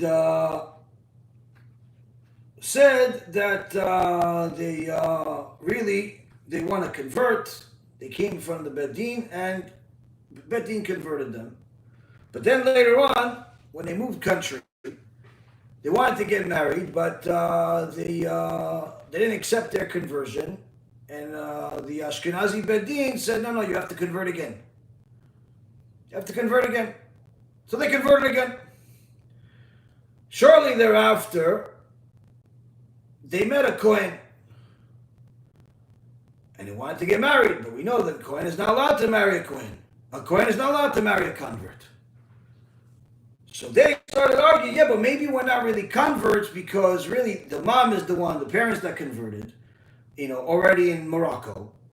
And by the time the kid was born, they were already, in essence, Jewish. And we only had to convert a second time because we moved country and they wanted us to convert again.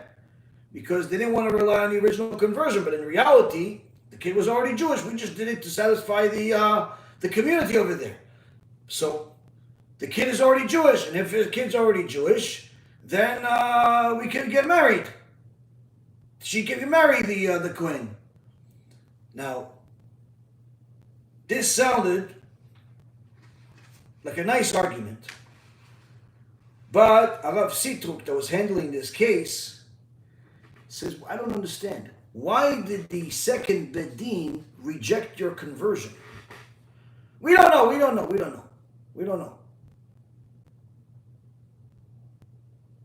do you mean you don't know? You did a conversion. No, we don't know. Maybe they don't like it. Maybe because they're a Sfaradi and he's Ashkenazi. They sometimes hate each other.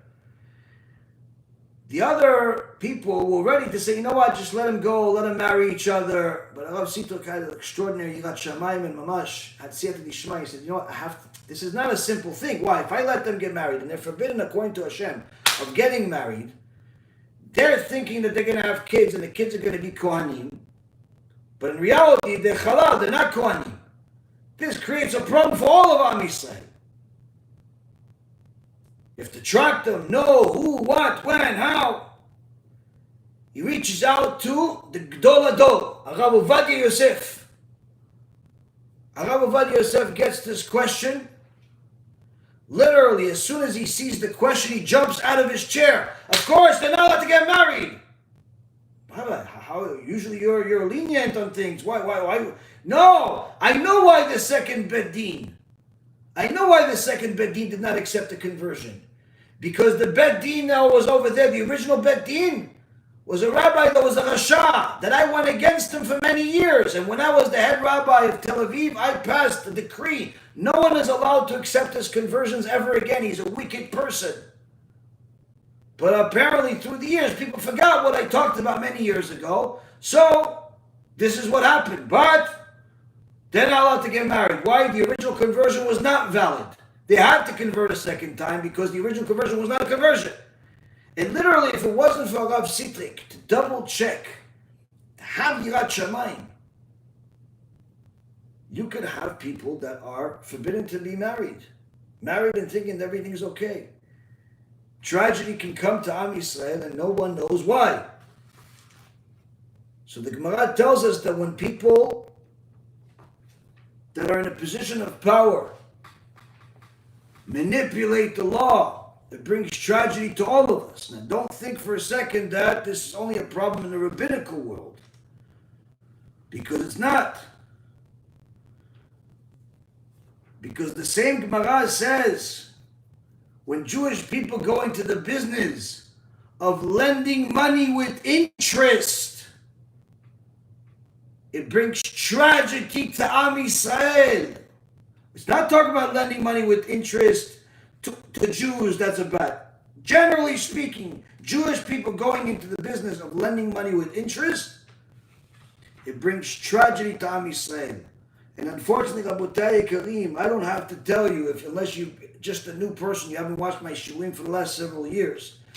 One of the major disasters that's happening in the Jewish world today, especially here in America, is that many wicked people, some of which pretend to be religious Jews, have built literally an empire of wickedness in the cash advance business, merchant cash advance business, which is not only lending money, but lending money with predatory high interest, which Rav Ephraim, our own dear Rav Ephraim Kachlon, wrote a whole tshuva on, that simply shows not only is it forbidden, not only is it evil, it is one of the primary causes of a horrible decree from heaven, which includes anti-Semitism. And unfortunately, Rabotai, this is one of the major businesses right now that a lot of young people are being misled into. You finished learning in yeshiva, you don't have any technological skills, you don't have any degrees, you're not a doctor or a lawyer, but you want to make a lot of money because being Jewish is not cheap. We got a job for you. Come, call Mr. Jones and Mr. Smith and Mr. whoever that's applying for a loan and process the loan for them. Tell them that they could borrow their $100,000. All they have to do is just make sure to pay 80, 100, 200, 400, 500%, 1,000% interest. In so many words, they have to win the lotto twice just to make sure that they'll ever settle this loan. And unfortunately, Rabotai, this predatory business has become a major disaster. And it's not the first time. We've had this throughout our history. We've had this before the Holocaust. We had this before the destruction of the Beit HaMikdash. We've had this in Morocco. We've had this in Europe. We've had this every time before a major tragedy. The predominant business was lending money with high interest. And the Tshuva that Rabbi Ephraim wrote includes some of the historical proofs. And the Gemara here in Masechet Sukkah says one of the things that brings tragedy to the Jewish people is when Jewish people get into this business. Shem HaShem. Now, of course, there are other examples, but the point I'm trying to make to you is that, sure, we can learn a lot from the past, but you have to choose what you're going to learn. You can learn the story. Story is important.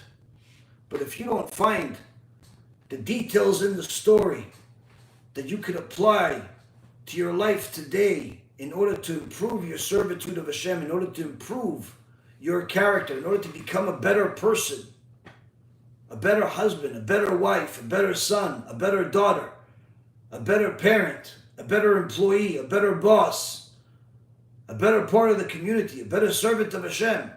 If you don't see part of the story that's going to help you, you missed the whole point of the story. If you're going to learn about the past, you have to also learn about what you can do in the present with that lesson. If you're going to focus on the future, you want to learn about all the things, this is going to happen in the future, all the prophecies, and there's going to be these plagues, and there's going to be this war, and there's going to be all fine. How can you apply those future lessons to your life today? To your life today. Instead of worrying about everyone that lived a few thousand years ago or a few hundred years ago, or everyone that will live or die in the future, or even everyone that's alive today, we must all make sure that every single lesson that we get from the Torah or from life experiences, we take them and we apply them to our life in order to make ourself and ourself first and ourself primarily into the Shemen Zayit Zach that's expected of us, into that pure olive oil that's expected of us. Because if each one of us makes ourselves into a pure olive oil, we'd all become pure olive oil. We'd all become holy. We'd all become a great representation of Judaism and be a light to the nations, be a sanctification of Hashem. But if each one of us is harping on the past without applying it to the present, harping on the future without really knowing what to do with it today, harping on everyone else instead of focusing on ourselves, ignoring everyone else and simply focusing on ourselves. In so many words, if we don't internalize the Torah and make it actionable, we're not learning Torah. We're not learning Torah. We're not serving Hashem. And this is why, Rabotai Kalim, Parashat Tetzaveh is just as critical as every single other parasha in the Torah. Your favorite one and your least favorite one. The ones that have the most amount of details of the story and the ones that have the least amount. Parashat Tetzaveh is the words of the living God. And if we start treating every word of Torah, of the written Torah and the oral Torah, as the words of the living God that we must apply to our lives today, our future will be very, very bright. But if we continue allowing people to manipulate the law, manipulate the Torah, allow people that it's okay to go against the Torah and act in all types of immoral, despicable ways, recommend or even sit silent while some of our brothers and sisters are literally part of destroying society with their behavior. Whether it's their horrible business practices or immoral behavior or both or whatever it is. And we sit there quietly just caring less about the world except ourselves only. We're not applying the Torah. So yes, part of becoming pure olive oil requires us to internalize the Torah. But part of internalizing the Torah requires us to care about whatever we have some type of connection to. Wherever we can say something, wherever we can do something, we must. And may it be Hashem's will that each and every single one of us will stop living this fantasy thinking that the future is bright. Because unless we brighten ourselves and our actions as individuals and as a community, our holy Torah and the words of the living God has already told us what the future looks like. With that being said, you guys can start asking questions, and BeEzrat HaShem HaKadosh Baruch Hu will give us the answers.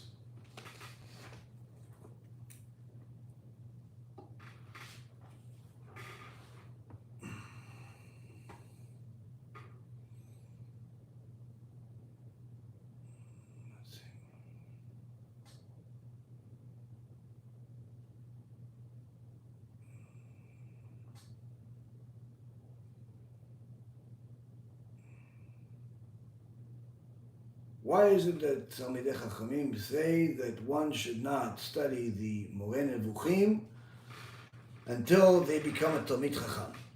Okay, so this is a question that I've actually answered in the past, but I'll answer it again.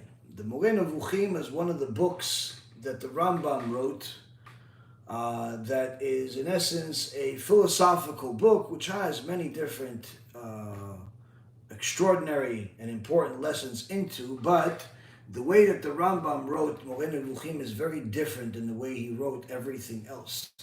Which means that if a person does not have the tools of foundational knowledge of an extraordinary amount of Torah, meaning they have covered the entire Shas Bavli, they have covered the Shulchan Aruch, they've covered Halakha, they've covered an extraordinary amount of Ashkafa. In so many words, they've established themselves as a Torah scholar.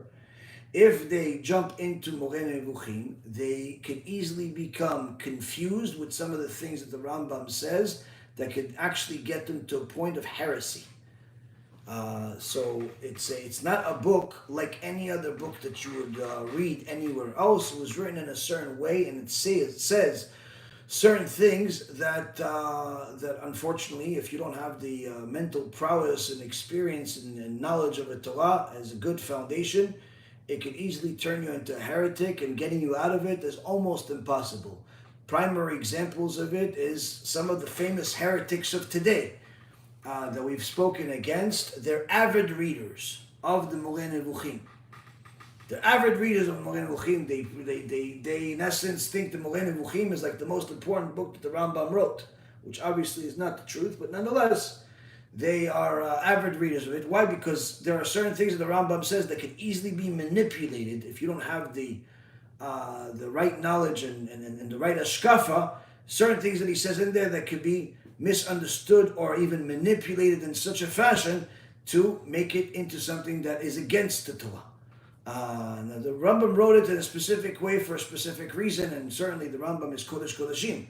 and people that are Talmidei Chachamim that read it benefit from it tremendously. But people that don't, and they actually can get hurt from it. It's similar to Kabbalah in such a fashion where someone that gets into the world of Kabbalah before they're prepared, not only can it turn them into problematic heretics, but they'll even get punished for that. They'll even get punished for going into it when they're not supposed to. So it's of course, I know that the people that don't have a rabbi or don't have Yirat Shamayim or simply think that they know a lot more than what they really do, everything I just said will actually make them even more inclined and more interested in reading the Moreh Nevuchim. And all I can tell you is, I'm not going to convince you otherwise. I'm only telling you, your blood is in your hand. If you're that stupid to simply ignore the guidance of Talmidei Chachamim, then you deserve whatever's going to happen to you.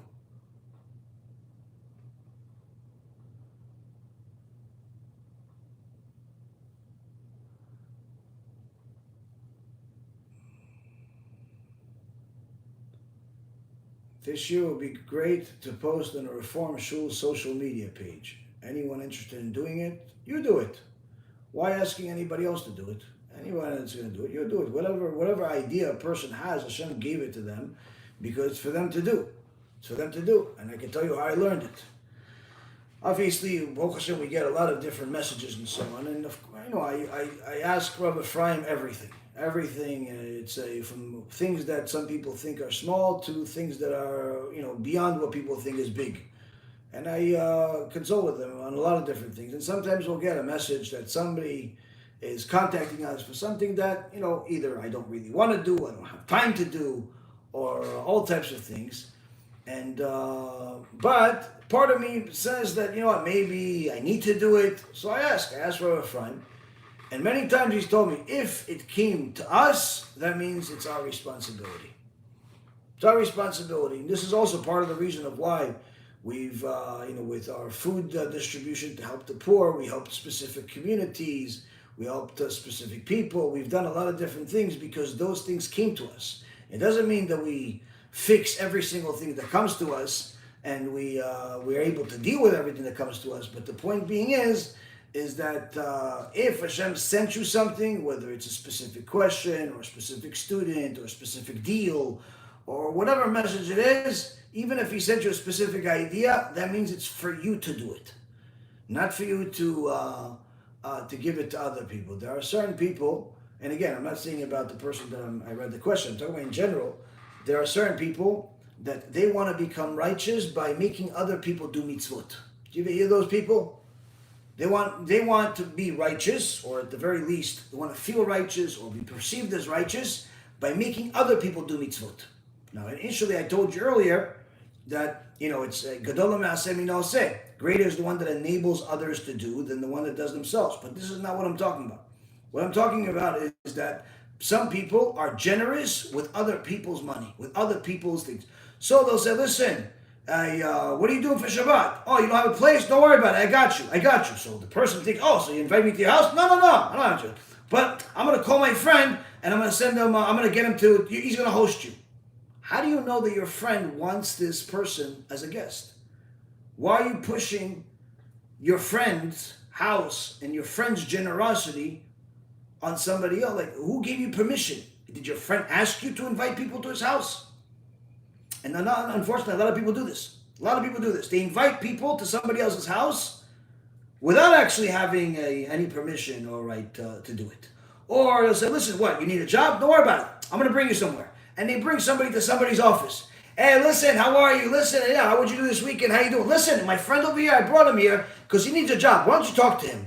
And you put the guy that runs the company, or the manager, or one of the employees, you're putting him on the spot. First of all, how do you know he has job openings? Second of all, why didn't this guy just, why don't you do this in a different way? Or you could say, give him a call. He'll call him, send a resume, something. You put the guy right in his face. You put him on the spot. It's very embarrassing. It's very uncomfortable. Unfortunately, a lot of people do that. Or they say, listen,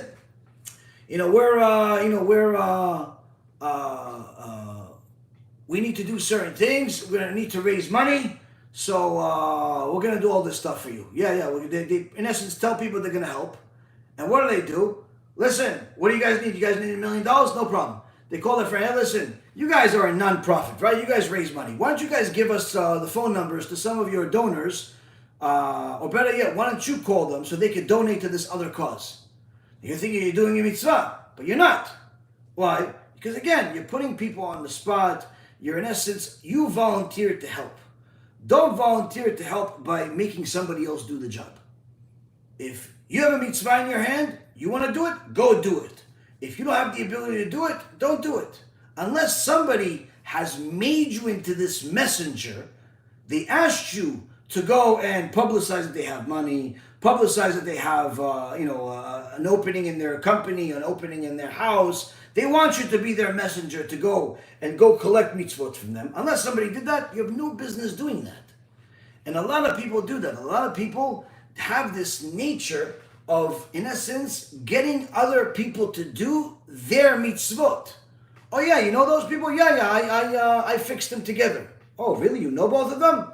No, it's just that what happened is I told this one and that one and this one, I said maybe you have this one. In so many words, they have nothing to do with it. They have nothing to do with it, but somehow they feel like they're responsible for a lot of things. It's important for a person to know, if somebody wants to do a mitzvah, you have an opportunity to do a mitzvah, you have an opportunity to do a good deed, go do it. You can't do it, don't do it. But don't think that volunteering other people's property, other people's time, other people's stuff without their clear permission to go do it, it's not a mitzvah. Many times it's the opposite. Many times it's the opposite. Many times you put people in uncomfortable positions. In fact, there's a couple of times that the Gemara talks about how a person has to be very, very careful when he goes to somebody's house, and eating their food. Why? If the person didn't invite you to their house, and you're there, and if they didn't know that you're coming, unless you're sure that they have more than enough food, you're not allowed to eat their food. Why? Lest they feel uncomfortable to the point of giving you their food or their children's food just so you have something, but they end up suffering as a result. So a person has to know that you have an idea to do a mitzvah, you have the ability to do a mitzvah, go do it. Volunteering other people's stuff, only if you have permission. Only if you have permission. Now, of course, sharing ideas is good, but there's even a way to share ideas, and I think that sharing ideas should also be done in a certain way, no different than how people share ideas in businesses. It has to be done under a certain format and so on. But quite frankly, there are certain ideas that don't need to be shared because it's simple enough for you to do it. It's simple enough for you to do it. So I think it's important for people to know this, because there is this thing going on right now where a lot of people are doing this. A lot of people are doing this. I've heard this already a few times, where there's all types of, I don't know how to explain, like these people that are just volunteering other people's stuff and making themselves feel righteous, but in reality, they're making other people uncomfortable, and in some cases lose money, lose time, lose stuff. Okay, next question. Let's see. No, we're not inviting anybody to the live. No. My husband and I hired a Jewish contractor to remodel our kitchen. We signed a contract, but the next day we got an estimate from a non-Jewish contract for half the price. We are allowed to cancel the contract within 3 days of signing. What is the halacha on this?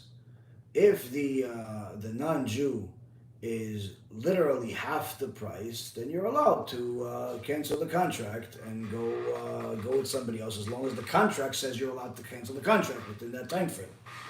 But if the non-Jew is 16% or less more expensive, you have to stay with the Jew. Even if you're allowed to cancel, you need to stay with the Jew. Meaning you have to pay, to do business with a Jew, you have to pay up to a 16% premium. So if he's more expensive than 16%, which in your case it seems like it is, because you're saying he's double the price, then you're allowed to go with the non-Jew and do business with them.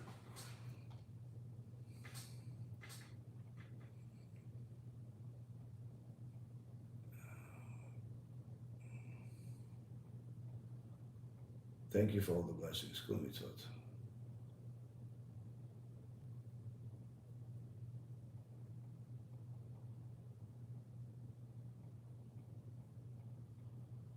Okay. How do you know if you are currently wicked or righteous?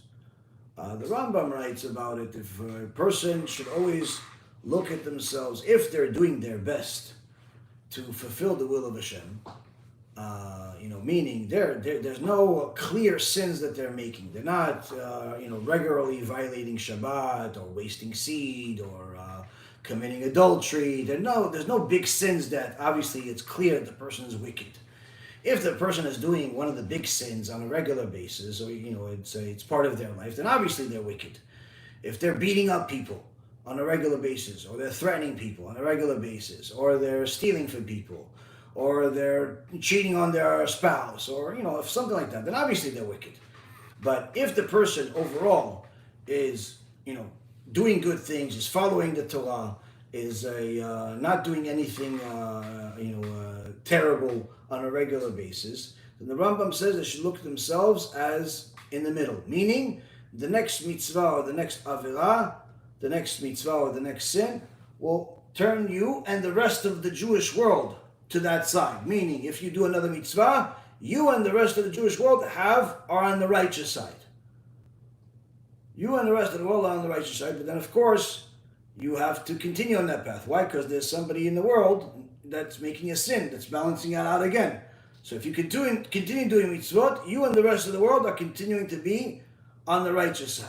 On the other hand, if he does a sin, then you are moving the entire yourself and the rest of the Jewish world to the wicked side, meaning there's going to be punishment. So if you continue in that path, you continue getting worse. So you have to do tshuva, you have to do a mitzvah. So person should always look at themselves not only as in the middle, where the next action, the next act that they do will change everything to the positive side, but also look at themselves from a national perspective, meaning that they have an impact on the entire nation, the entire Jewish people.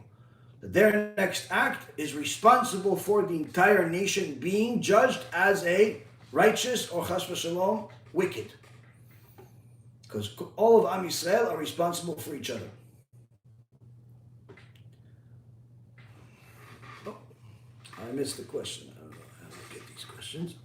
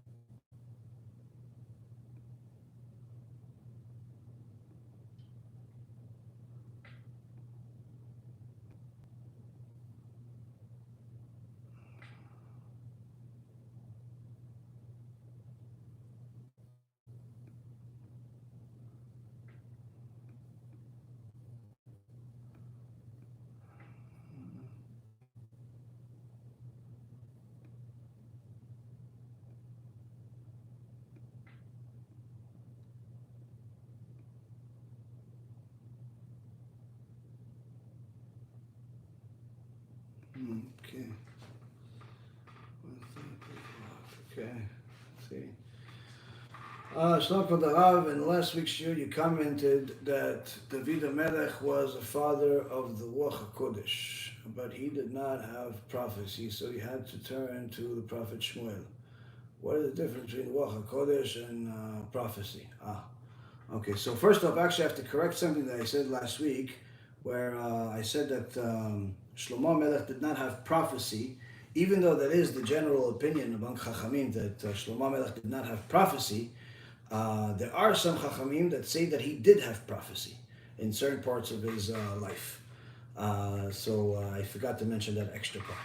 Now, as far as David HaMelech having Ruach HaKodesh and having prophecy, there's a very big difference between the two, where in essence it's Hashem is, when somebody has Ruach HaKodesh, obviously I'm minimizing it. I can't give you a whole shiur about Ruach HaKodesh and prophecy, not only because it's a whole big shiur, but also it's something that requires a whole lot more preparation than just the knowledge that I'm going to give you now.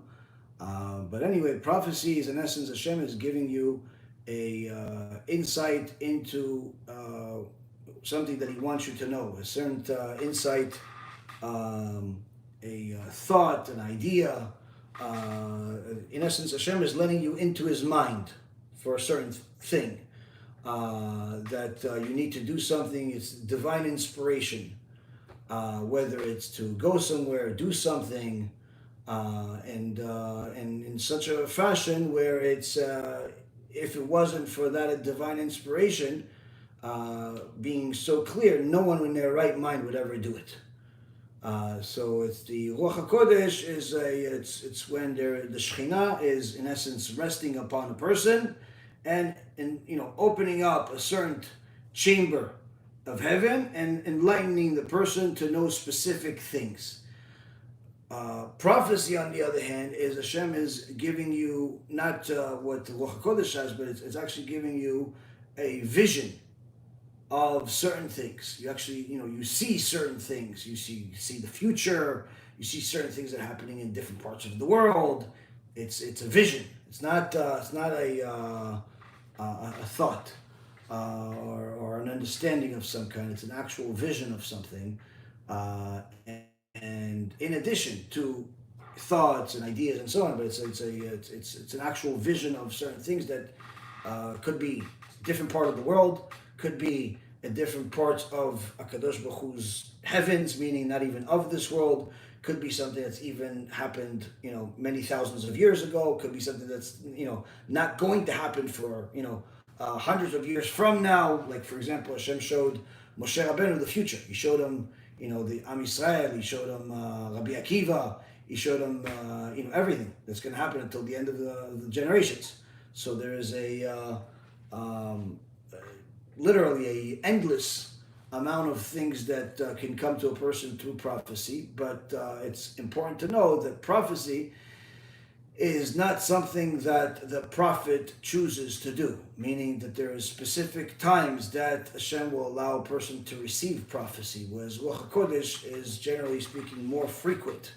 But whether a prophet or someone that has Ruach HaKodesh, it's not all the time, meaning even if someone is really, really holy, it doesn't mean that they always have Ruach HaKodesh. Hashem is not always going to let them in the behind the scenes.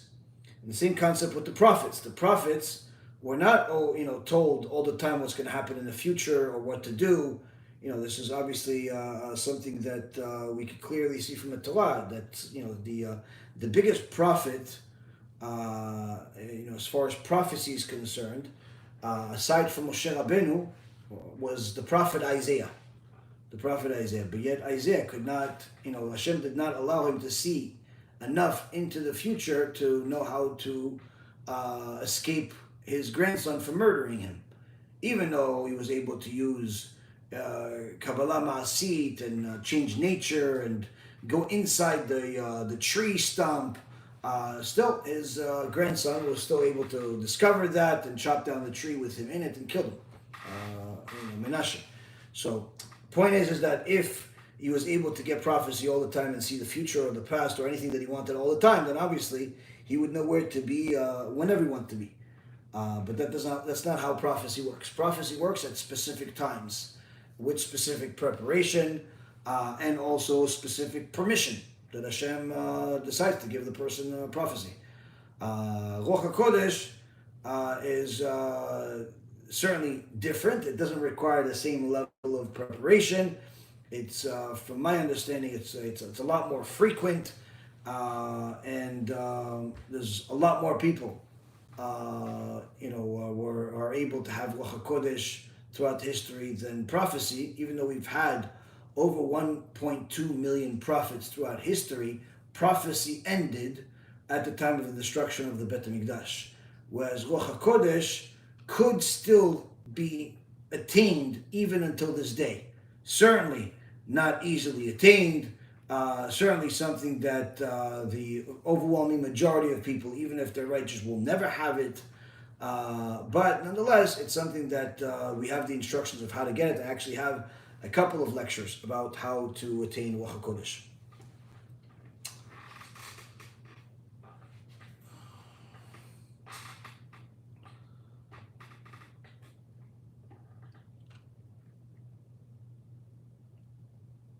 What do the modern Chachamim say about credit cards? Are they considered tools to weaken Emunah in HaShem? Not necessarily. I mean, if a person is using credit cards or any other financial instrument, they're using tools that they have. The question is how they're using it. You can use a hammer to build a house or fix something that's broken. You could also use a hammer to murder.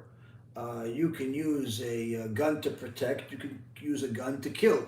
You can use a credit card to do things that you need to do, and that are productive and that are good. And you can use a credit card for negative things, like for sinful behavior, which also includes living above your means when you have no idea how you're ever going to pay it.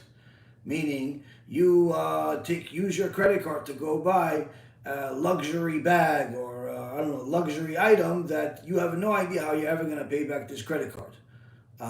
And you know that it's even likely that you may declare bankruptcy and never pay it back. So that's not a good idea. So a person needs to know how to use whatever instrument HaShem gave him in a proper way. It's certainly important to be responsible and not to live above our means. But it doesn't. If a person uses credit cards, it doesn't mean that they don't have emunah in Hashem. If a person has loans, has debt, it's permissible to have debt, as long as you have some type of strategy to pay back. And it's not like one of these things where you're borrowing $100,000, but in reality, it's this $100,000 is going to be wasted. You're planning on going to some vacation on it, and you don't really have the means to pay back the $100,000. That's obviously irresponsible. It's even considered gezer.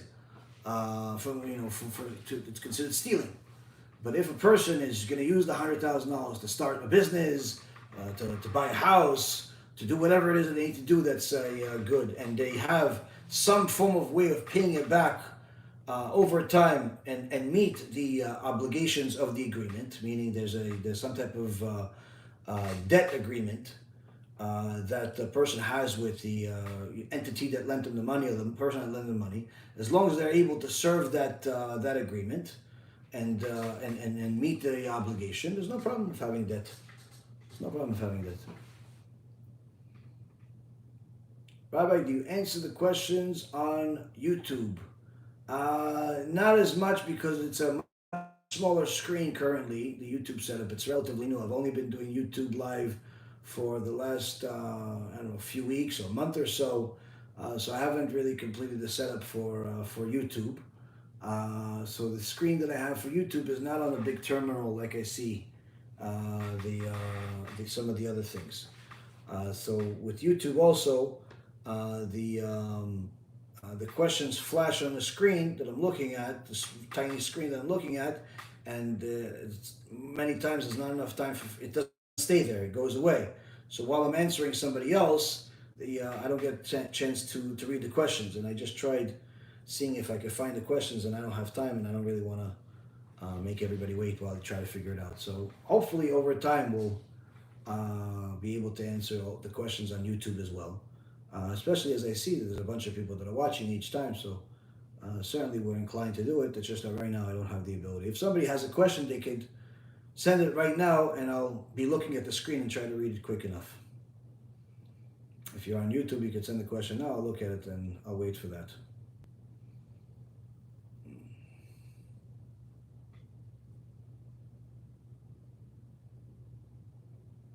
what somebody sent before. So you can just copy and paste what you sent before. I just saw there was like a little paragraph, but then by the time I got to read it, it went away already. So you just copy and paste what you said, and I'll read it this time.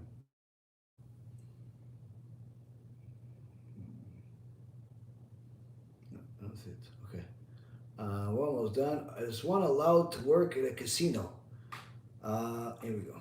Which laws of the Rambam about health do we still follow today? There are many. What do Sao Paulo? I'm sorry, the thing went away. Send the Sao Paulo question again. I didn't read the whole thing.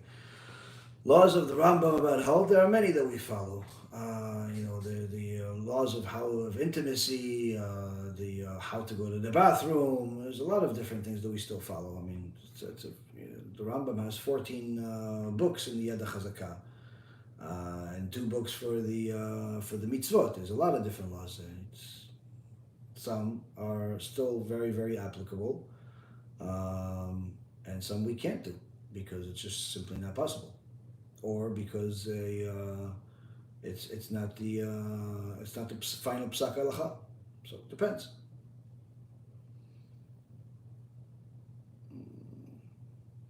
Just so you all know, I'm not, I know everyone that sees me from their screen, and I have multiple screens in front of me. I have a big screen, and then I have 3 smaller screens. So I'm constantly looking at different things for the questions. So I'm not ignoring anyone on purpose. We're looking to be a convert. My wife is 99% Jew. Whatever that means. We are trying to study in Singapore. I don't believe that there is a Bet Din in Singapore. You'll have to move to a country that has a Bet Din, a Jewish Bet Din, a Jewish community. You'll have to either move to Israel or England, America. Australia, I believe, has a Bet Din over there. You have to move to a Jewish community that has a Bet Din in order for you to convert. Something in Brazil. Yes, but I don't know what the question is. I saw Sao Paulo. I know what Sao Paulo is. I know what Brazil is, but I don't know what the question was. I didn't get to read it because the question went away. Dear Rabbi. Okay, thank you for Dear Rabbi. Just tell me what the question is. No, nobody waits. I have a question. Okay.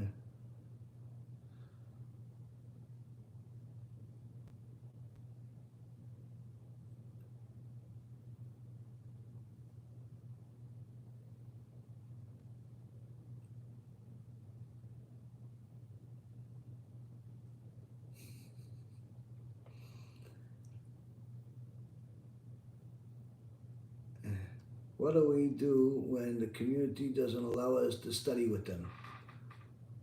So you want to convert and the community doesn't welcome you? You have to find a different community. According to Noahide law, and that's it, question went away. It stays on the screen for 2-3 seconds, and I have 3 questions. I didn't get to it. I heard somebody say, according to Noahide law, and then I didn't read what the rest of it says. Rabbi Nachman seems to imply that Shekhinah is Knesset Israel. Okay. Not really sure what the question there was. The Shekhinah rests upon Israel. I mean, Shekhinah is not Israel. Why are you not answering me? Did you already answer my question? I don't know. There's a lot of questions. I can't see. It's a small screen. God bless you. Don't be frustrated that I'm not answering. I'm not avoiding any question. There's no question that I'm avoiding. If I'm avoiding, I'll tell you I'm avoiding it. I'm not avoiding any question. If I didn't answer your question, it's because I didn't see it. So if I didn't answer your question, answer again. Okay, there is community for you. Okay, now please answer me. Yeah, okay, so now a bunch of you are just saying, please answer me. My question is, no?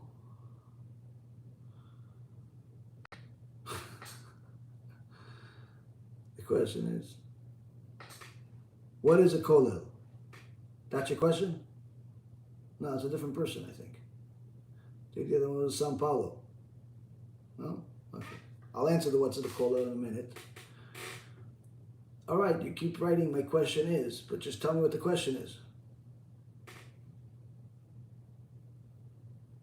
Okay, another one is saying, I'm confused about the Shekhinah. I'll explain to you in a second. Shekhinah and Kolel. There's a law in the Torah about not to do mixed planting. Is it forbidden to mix any fruit tree if you plant? Yeah, you can. If you're a Jew, you're not allowed to mix the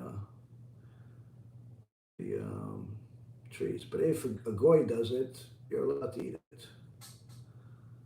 Answer my question. I don't know what your question is. God bless you. You keep saying answer this, but I don't know what the question is.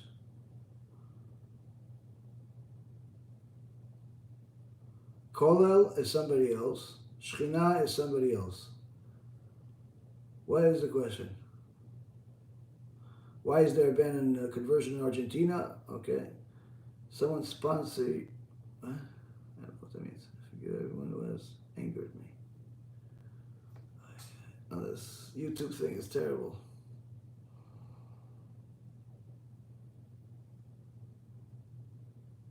We're still waiting for the one person to ask the question. That said, I'm going to ask the question. Okay, what is a kolel? A kolel, and I'm going to answer somebody else's question because you're not asking your question. A kolel is a group of Jewish people that study Torah together under a certain environment, meaning they go to a synagogue or they go to some type of building facility, and they study Torah. But the difference between a kollel and a yeshiva is that a yeshiva is for young people that are not married, and a kollel is for married men. And usually the married men are studying a certain type of Torah, either to become rabbis or even bigger, to become dayanim, which is Jewish judges. So that's a kollel, but that's for married men.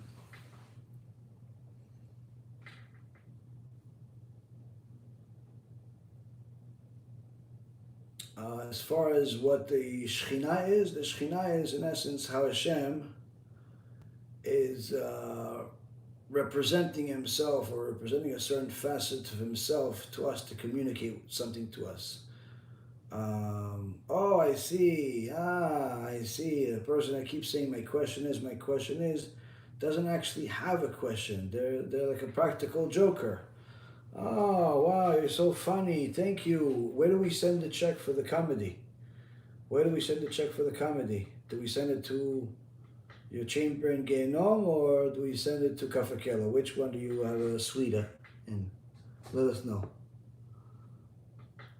Which one are you going to go? Okay, well, BeEzrat HaShem, in the future you'll have both until you do tshuva for being annoying and wasting other people's time when we're trying to learn Torah.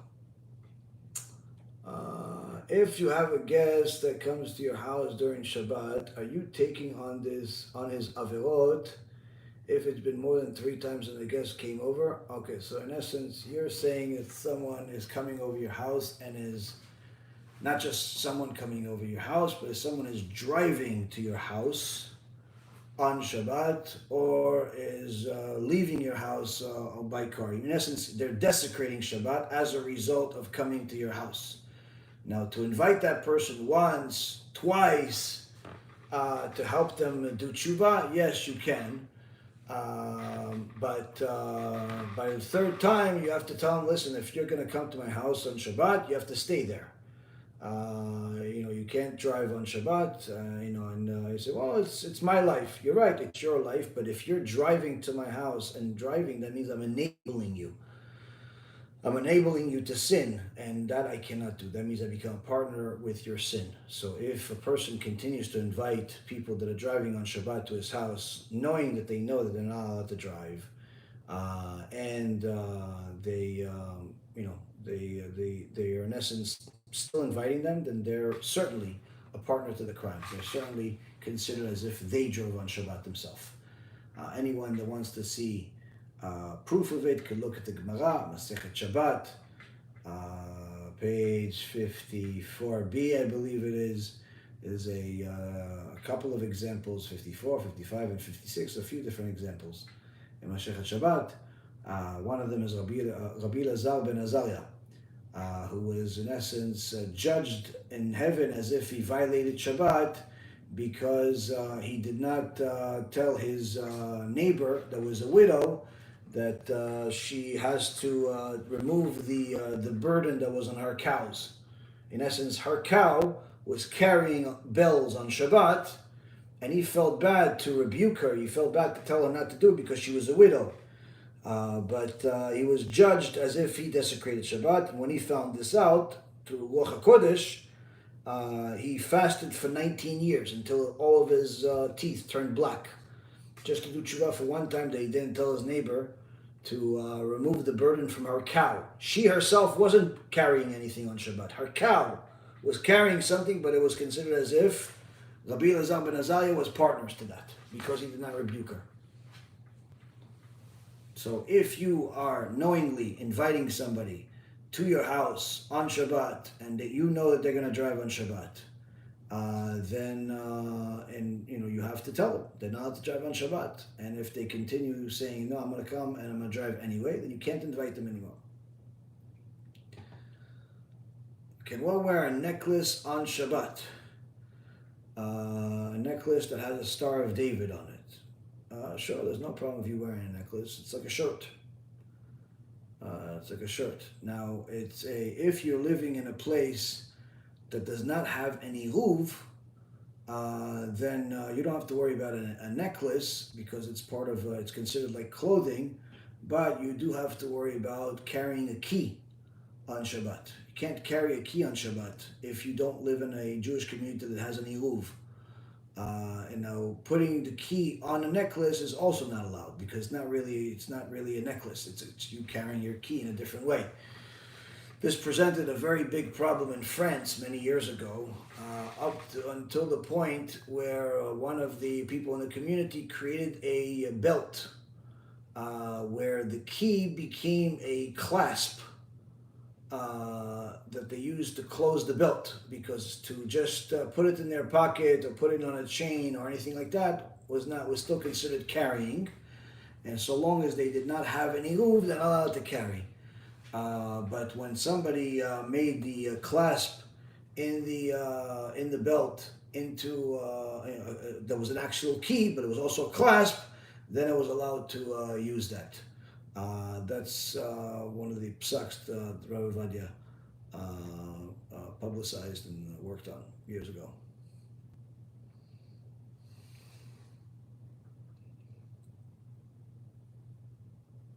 What is a siddur, and why does it have stuff from the Tanakh? A siddur is the Jewish prayer book. We have Jewish people have to pray every day. Men have to pray 3 times a day. Women have to pray once a day. And the prayer that's in our siddur was put together by the Anshe Knesset Agdolah, the men of the Great Assembly. It's 120 great sages, some of which were prophets at the time of the Bet HaMikdash. And they use different parts of Psalms and the sections of the Torah, of the Tanakh, as well as specific prayers, and can put them together after following the tradition of Avraham, Yitzchak, and Yaakov, our forefathers, Abraham, Isaac, and Jacob. Abraham instituted the prayer in the morning, called Shachrit.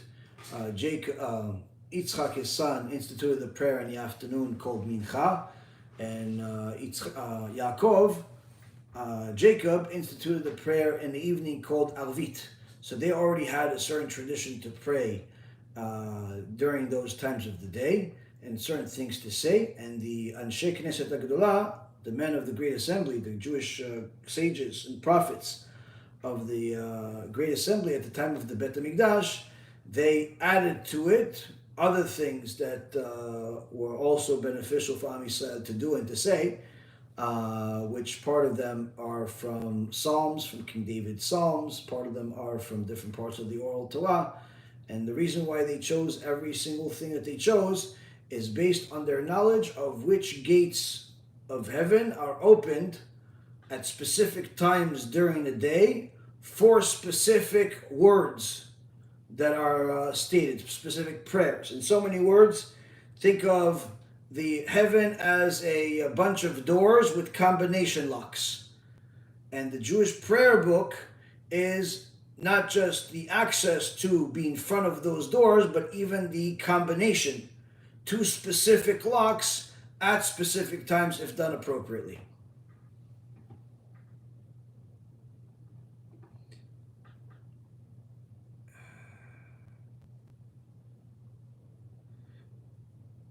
What will be the punishment for a person running Pornhub? The punishment for them is the 7th level of Gehenom, where they will go in and it will never come out. And if you want to know more details, you can watch my film about Gehenom. Now, since I was answering the question, I wasn't able to read the other question that somebody just posted. It seemed like a paragraph. You could send it again, please. Copy and paste.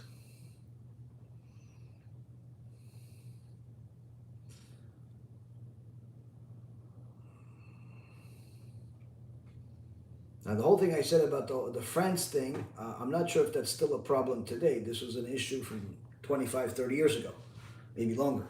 Today, I'm assuming many of the Jewish communities in France have an Iyuv, but back then they didn't.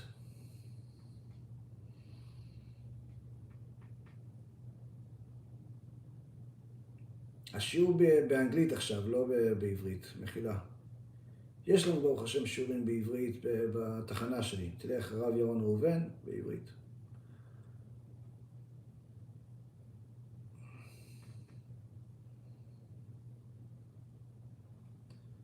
Mix planting trees, is it forbidden? Yes, it's forbidden. It's considered kilaim. Rabbi, it says, Rabbeinu Tam Tefillin does not apply to a breastless person. No. Rabbeinu Tam Tefillin are for every Jewish person that's married. If you're married Jewish, you have to not only put on Tefillin of Rashi and say the bracha on the Tefillin of Rashi, but you also need to put Tefillin of Rabbeinu Tam without a blessing. We don't make a blessing on Rabbeinu Tam. It elevates the level of Kedusha, it elevates the person to the Yirat Shamayim. It's very important to put it on. Rav Ovadia worked for many, many years to make sure that people knew the importance of Rabbeinu Tam Tefillin. For years, people didn't even realize how critical Rabbeinu Tam Tefillin was, to the point where only tzaddikim would use them. What the halacha says when a woman has a doubt about her ancestors or both lines? Somebody asked a question and they're moving your question.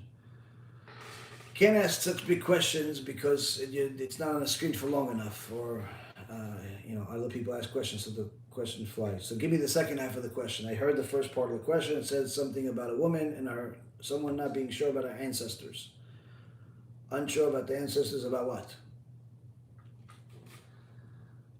Whether she's Jewish woman, Mashaleni line, she needs to pass. Yes, if somebody, whether it's a man or a woman is not sure about whether they're Jewish or not, they have to go through a conversion.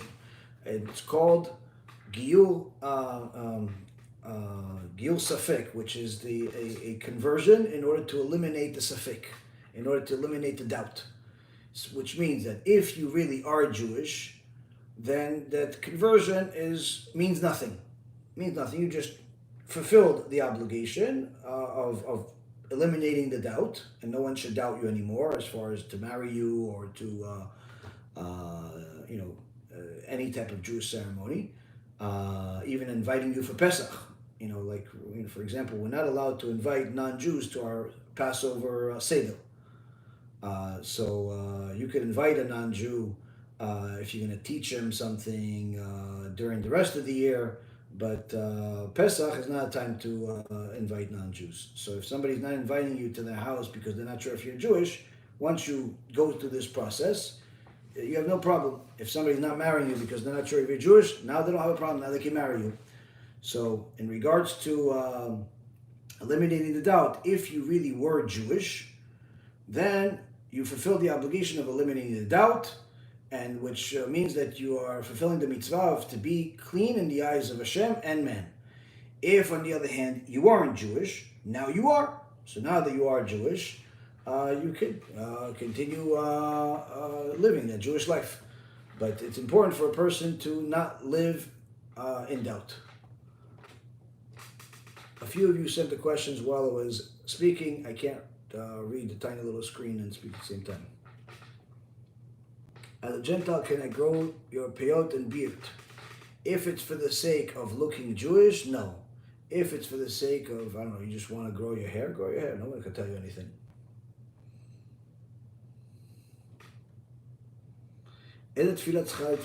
Shachrit. Technically, he has to wait for the Rav to answer, not allowed to speak for Rav. Yeah. Tfilah b'boker ze tfilat shachrit. בעיקר זה להניח תפילין, אחרי ברכות השחר, ברכות התורה, צריכים תפילת שחרית, להניח תפילין, שמע ישראל, תלך לבית כנסת ויראו לך בדיוק מה לעשות. אבל אם אתה מתפלל בבית, זה תפילות השחר, ברכות השחר, שזה כולל נטילת ידיים, אחרי זה תשים את התפילין, תעשה ברכה לתפילין, ואם אתה יכול להתפלל את כל תפילת השחרית, תתפלל את כל תפילת שחרית. אם אתה לא יכול, וזו ההתחלה שלך, אז תעשה אחרי שאתה מניח תפילין, תעשה את השמע ישראל, מהשמע ישראל עד סוף תפילת עמידה. תפילת 18.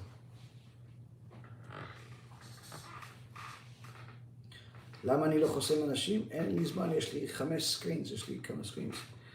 Can a Gentile hire himself as a slave for a Jewish man? Or is it possible?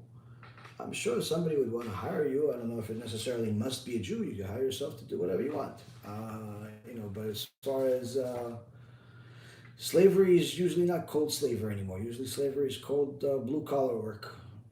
So you get paid, you get rights, you get things. But if you want to be somebody's servant, by all means, you can be.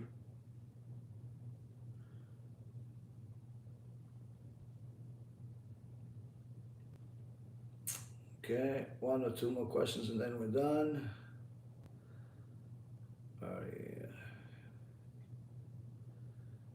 Can a person, okay, we did this question already. I know it's a great mitzvah to host guests, especially on Shabbat. If it's a great physical hardship for a family, should we still have guests to acquire this mitzvah? The more difficulty, the more reward. But if the difficulty creates, shlom bayit problems, then no. As long as, the difficulty is making people, comfortable and happy, and, if that's the difficulty, it's fine. But if it creates problems in the marriage, then absolutely not.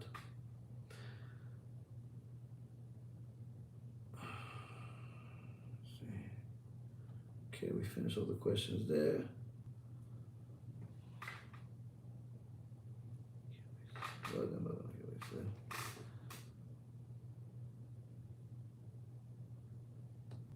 Tomorrow I'll have an interview. Could you bless me and my family? This will allow us to do more tzedakah. BeEzrat HaShem, HaKadosh Baruch Hu will bless you and all of the people that are learning with us tonight and at any time with a lot of atzlacha, a lot of success and all the good things that you do. Whether it's for the sake of, making a living and be able to fulfill mitzvot, or it's charitable causes, or it's your Torah learning, all the good that you do, BeEzrat HaShem, everyone will have a lot of success, BeEzrat HaShem. Any Jewish mysticism books that you recommend? I don't recommend Jewish mysticism books to anybody, that I don't know.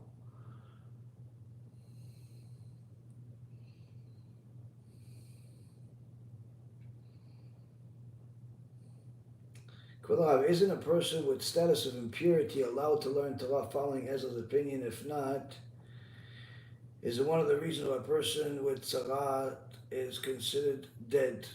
As far as tzarat, it doesn't really, it's not something that we could remove. It's not something that happens really today. There is a certain hospital for people that have it in Eretz Israel, but once they go in, they never leave. Generally, people don't get tzarat anymore because we don't have a cure anymore. You need the Bet HaMikdash for that. As far as impurity, everyone has a tumat met. Everyone has the impurity, and we're all going to stay impure until Mashiach comes. Now, as far as cleanliness, for example, after somebody is intimate with his wife, certainly that person should shower before they learn Torah and not go learn Torah right after doing that, the act. But as far as, if they can't shower, for example, because it's Shabbat, they still should, clean themselves. And then they can learn Torah. But as long as they don't have filth on their body, whether that filth is fecal matter or seed or whatever it is, if they don't have it on them, then they can study Torah. Sweat is not considered filth. A person's allowed to sweat. There's no problem. But things that are considered disgusting are not allowed. Okay, I think I've answered all the questions, Baruch Hashem, even the ones that said, why aren't you answering my question? I think I answered their questions too. There we go. Since people walk around almost half naked, too long of a question. By the time you send the question, other people sent.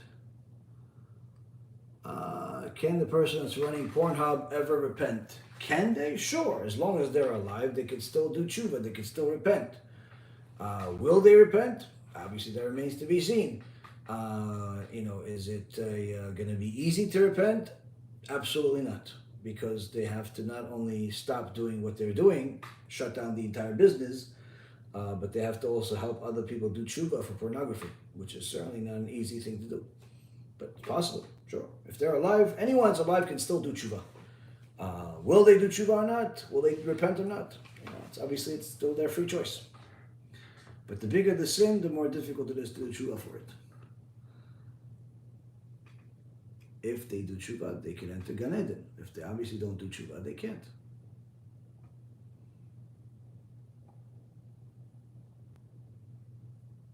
Huh?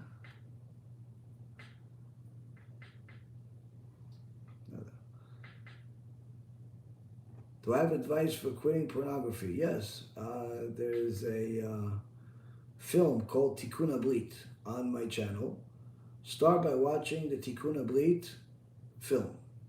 It's spelled Tikkun HABRIT. Watch that. After that, there's a whole playlist of lectures that I have about wasting seed and everything that's connected to it, which obviously includes pornography. Watch all of those lectures. After you watch all of those lectures and you continue watching them on a regular basis, different, some of them are long, some of them are short, some of them are 5-minute clips, some of them are 2-hour lectures. Watch some of my other lectures about, like this one, that are general lectures that are simply going to help you become a more moral person that's following the words of Torah. The combination of both, you'll be able to overcome pornography and all of the other things if you really take the words that are said to action. As far as quitting, many people, Baruch Hashem, that have watched my lectures over the years have quit and have become really righteous people. Some even became rabbis. Baruch Hashem. I can't really tell you the rabbis' names that are my students that have overcome this stuff, because that would embarrass them. But the point is that some of the rabbis today that some of you listen to are started off by listening to our shurim about this stuff. And some people that are rabbis even before, before I even did tshuva as a result of our shurim about the issues of wasting seed. They've helped a lot of people. So highly recommend people watch them.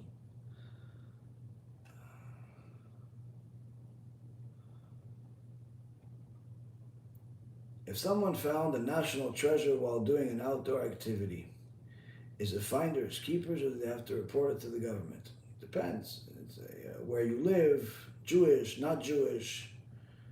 There's a lot of different factors. Usually, it's the law of the land has certain restrictions more in one place over the other. But as far as halacha is concerned, you don't have to tell anybody about it. But again, it depends. You don't want to get yourself in trouble.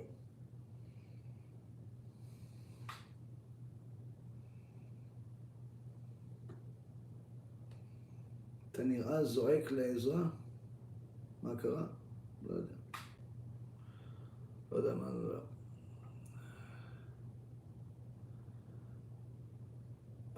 Why is it that men that live with their mommies after the age of 50 think it's completely normal to have their figured wives move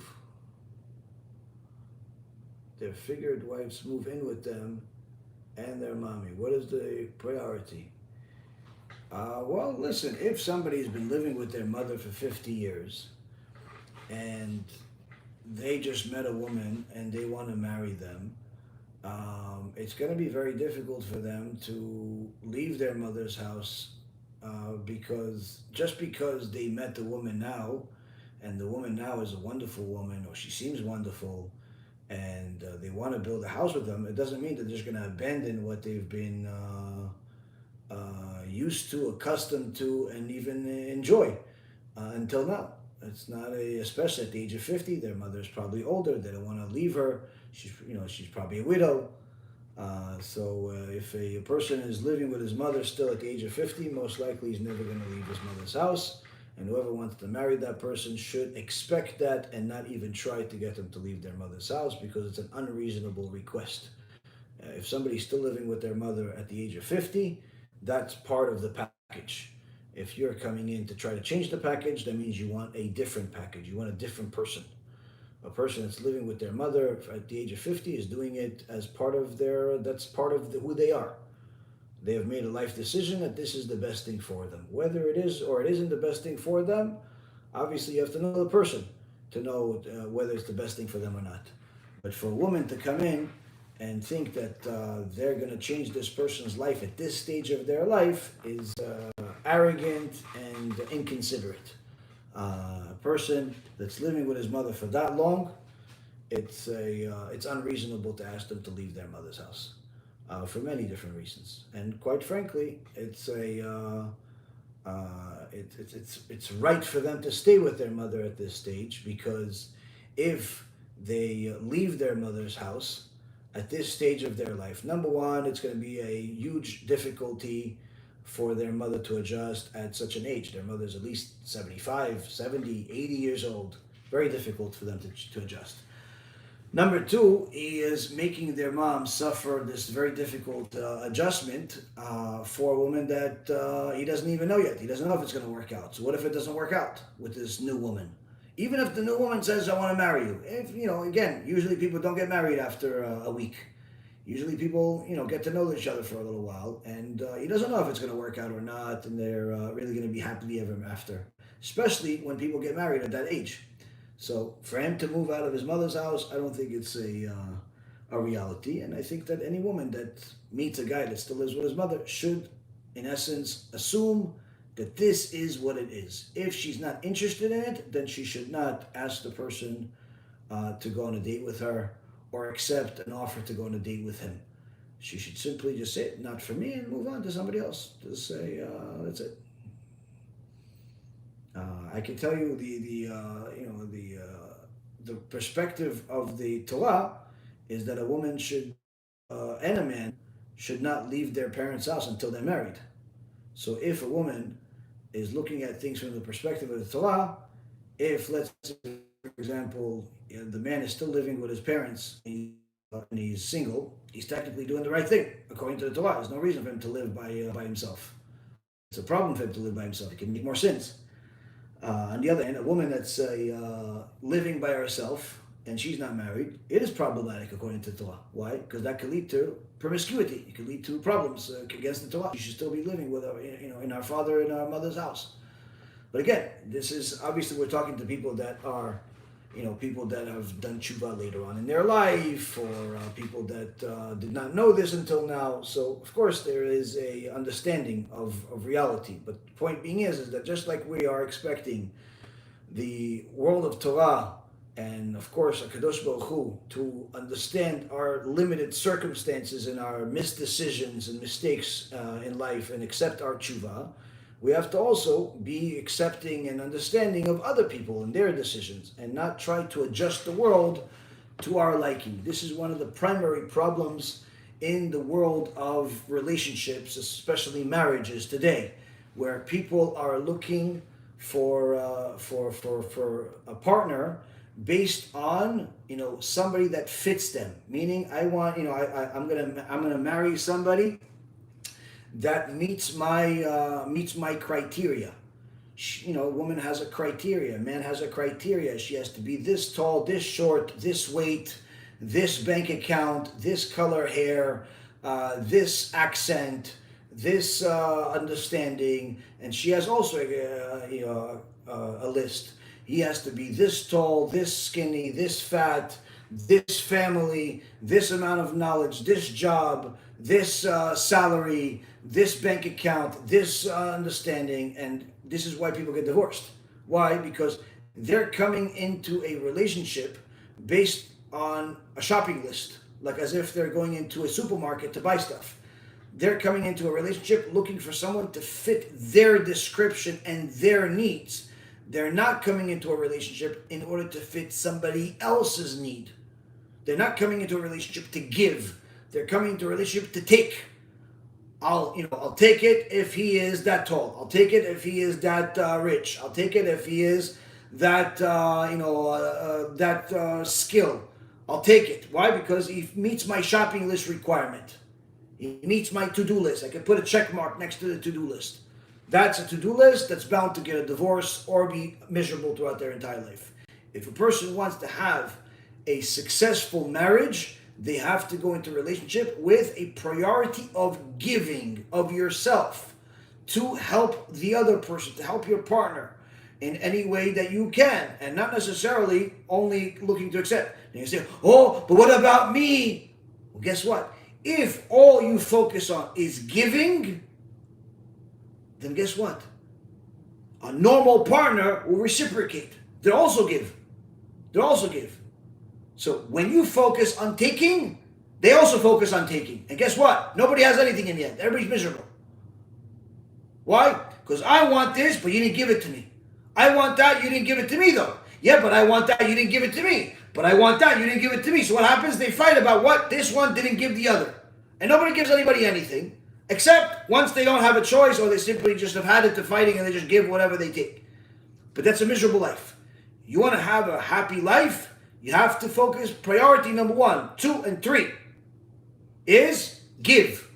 Give of yourself. That means that if you have something that you want to do, but your husband wants to do something else. You want to sit on the couch and watch a movie. Your husband wants to go learn Torah. Or he wants to, watch a Shir Torah. Or he wants to go walk outside. Go. Unless he wants to do something bad, go with him. Yeah, but I want to just, I want to watch, yeah, I know you want to watch. But if you want a happy life, you're not going to fight for everything that you want. And that's the problem. People are fighting constantly for what they want. They look at a relationship like a shopping list. And very rarely do people think of relationship as an opportunity to give. Constantly give.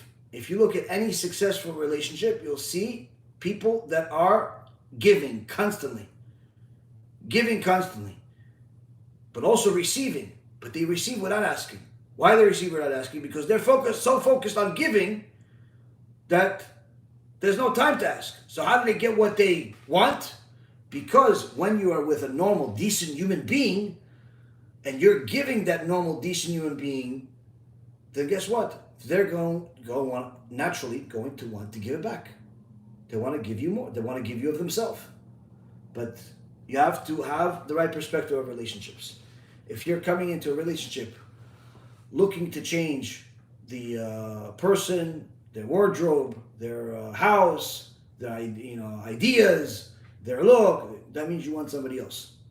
That means you want somebody else, and you have to, find somebody else. But if you're going into a relationship where you are looking at it as, how can I meet his needs? Not just the sensual needs, not just the financial needs, not just the boredom needs, but life. There's certain things that a person finds really, really important. It's really important to them. And if you also view it important, not because you like it, Not because you even agree it's important, but it's important for you. Because it's important to them, that means that you are giving.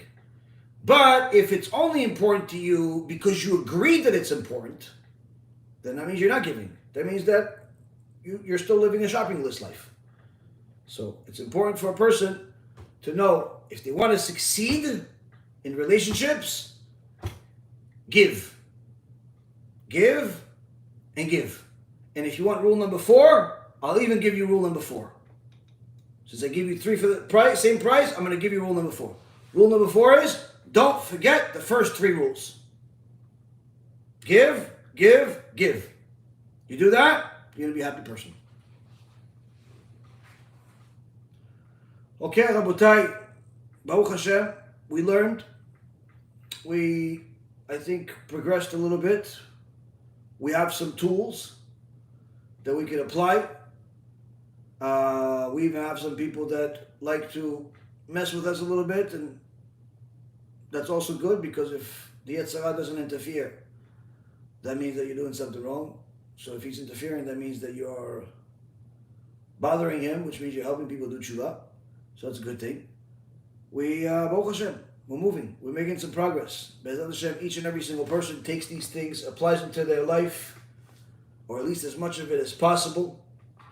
For those of you that want to help us, if you have the resources, please donate on the websites, either BeEzratHashem.org or BHTorah.org, or send a check, or there are many other different ways that you can donate. For those of you that want to distribute some of our USBs or books in your communities, Jewish communities, you can go to the website kiruvstore.org, and you can order the stuff there for free, and we even pay for shipping. For those of you that want to help us in other ways, you have technological skills, you have rich friends and family that you want to, whatever you want to do to help us, by all means, we welcome it. Thank you very much for learning with me. Hashem bless each and every single one of us that's learning Torah, and bless all of Am Yisrael with Atzlacha Rabba, Refuah Shlema, Refuat HaNefesh, Refuat HaGuf, and BeEzrat Hashem will win all the wars that are against us, whether it's the ones from the outside, from the enemies of the outside, or even the enemies within. Kol tu b'chava atzlacha, and Shabbat Shalom.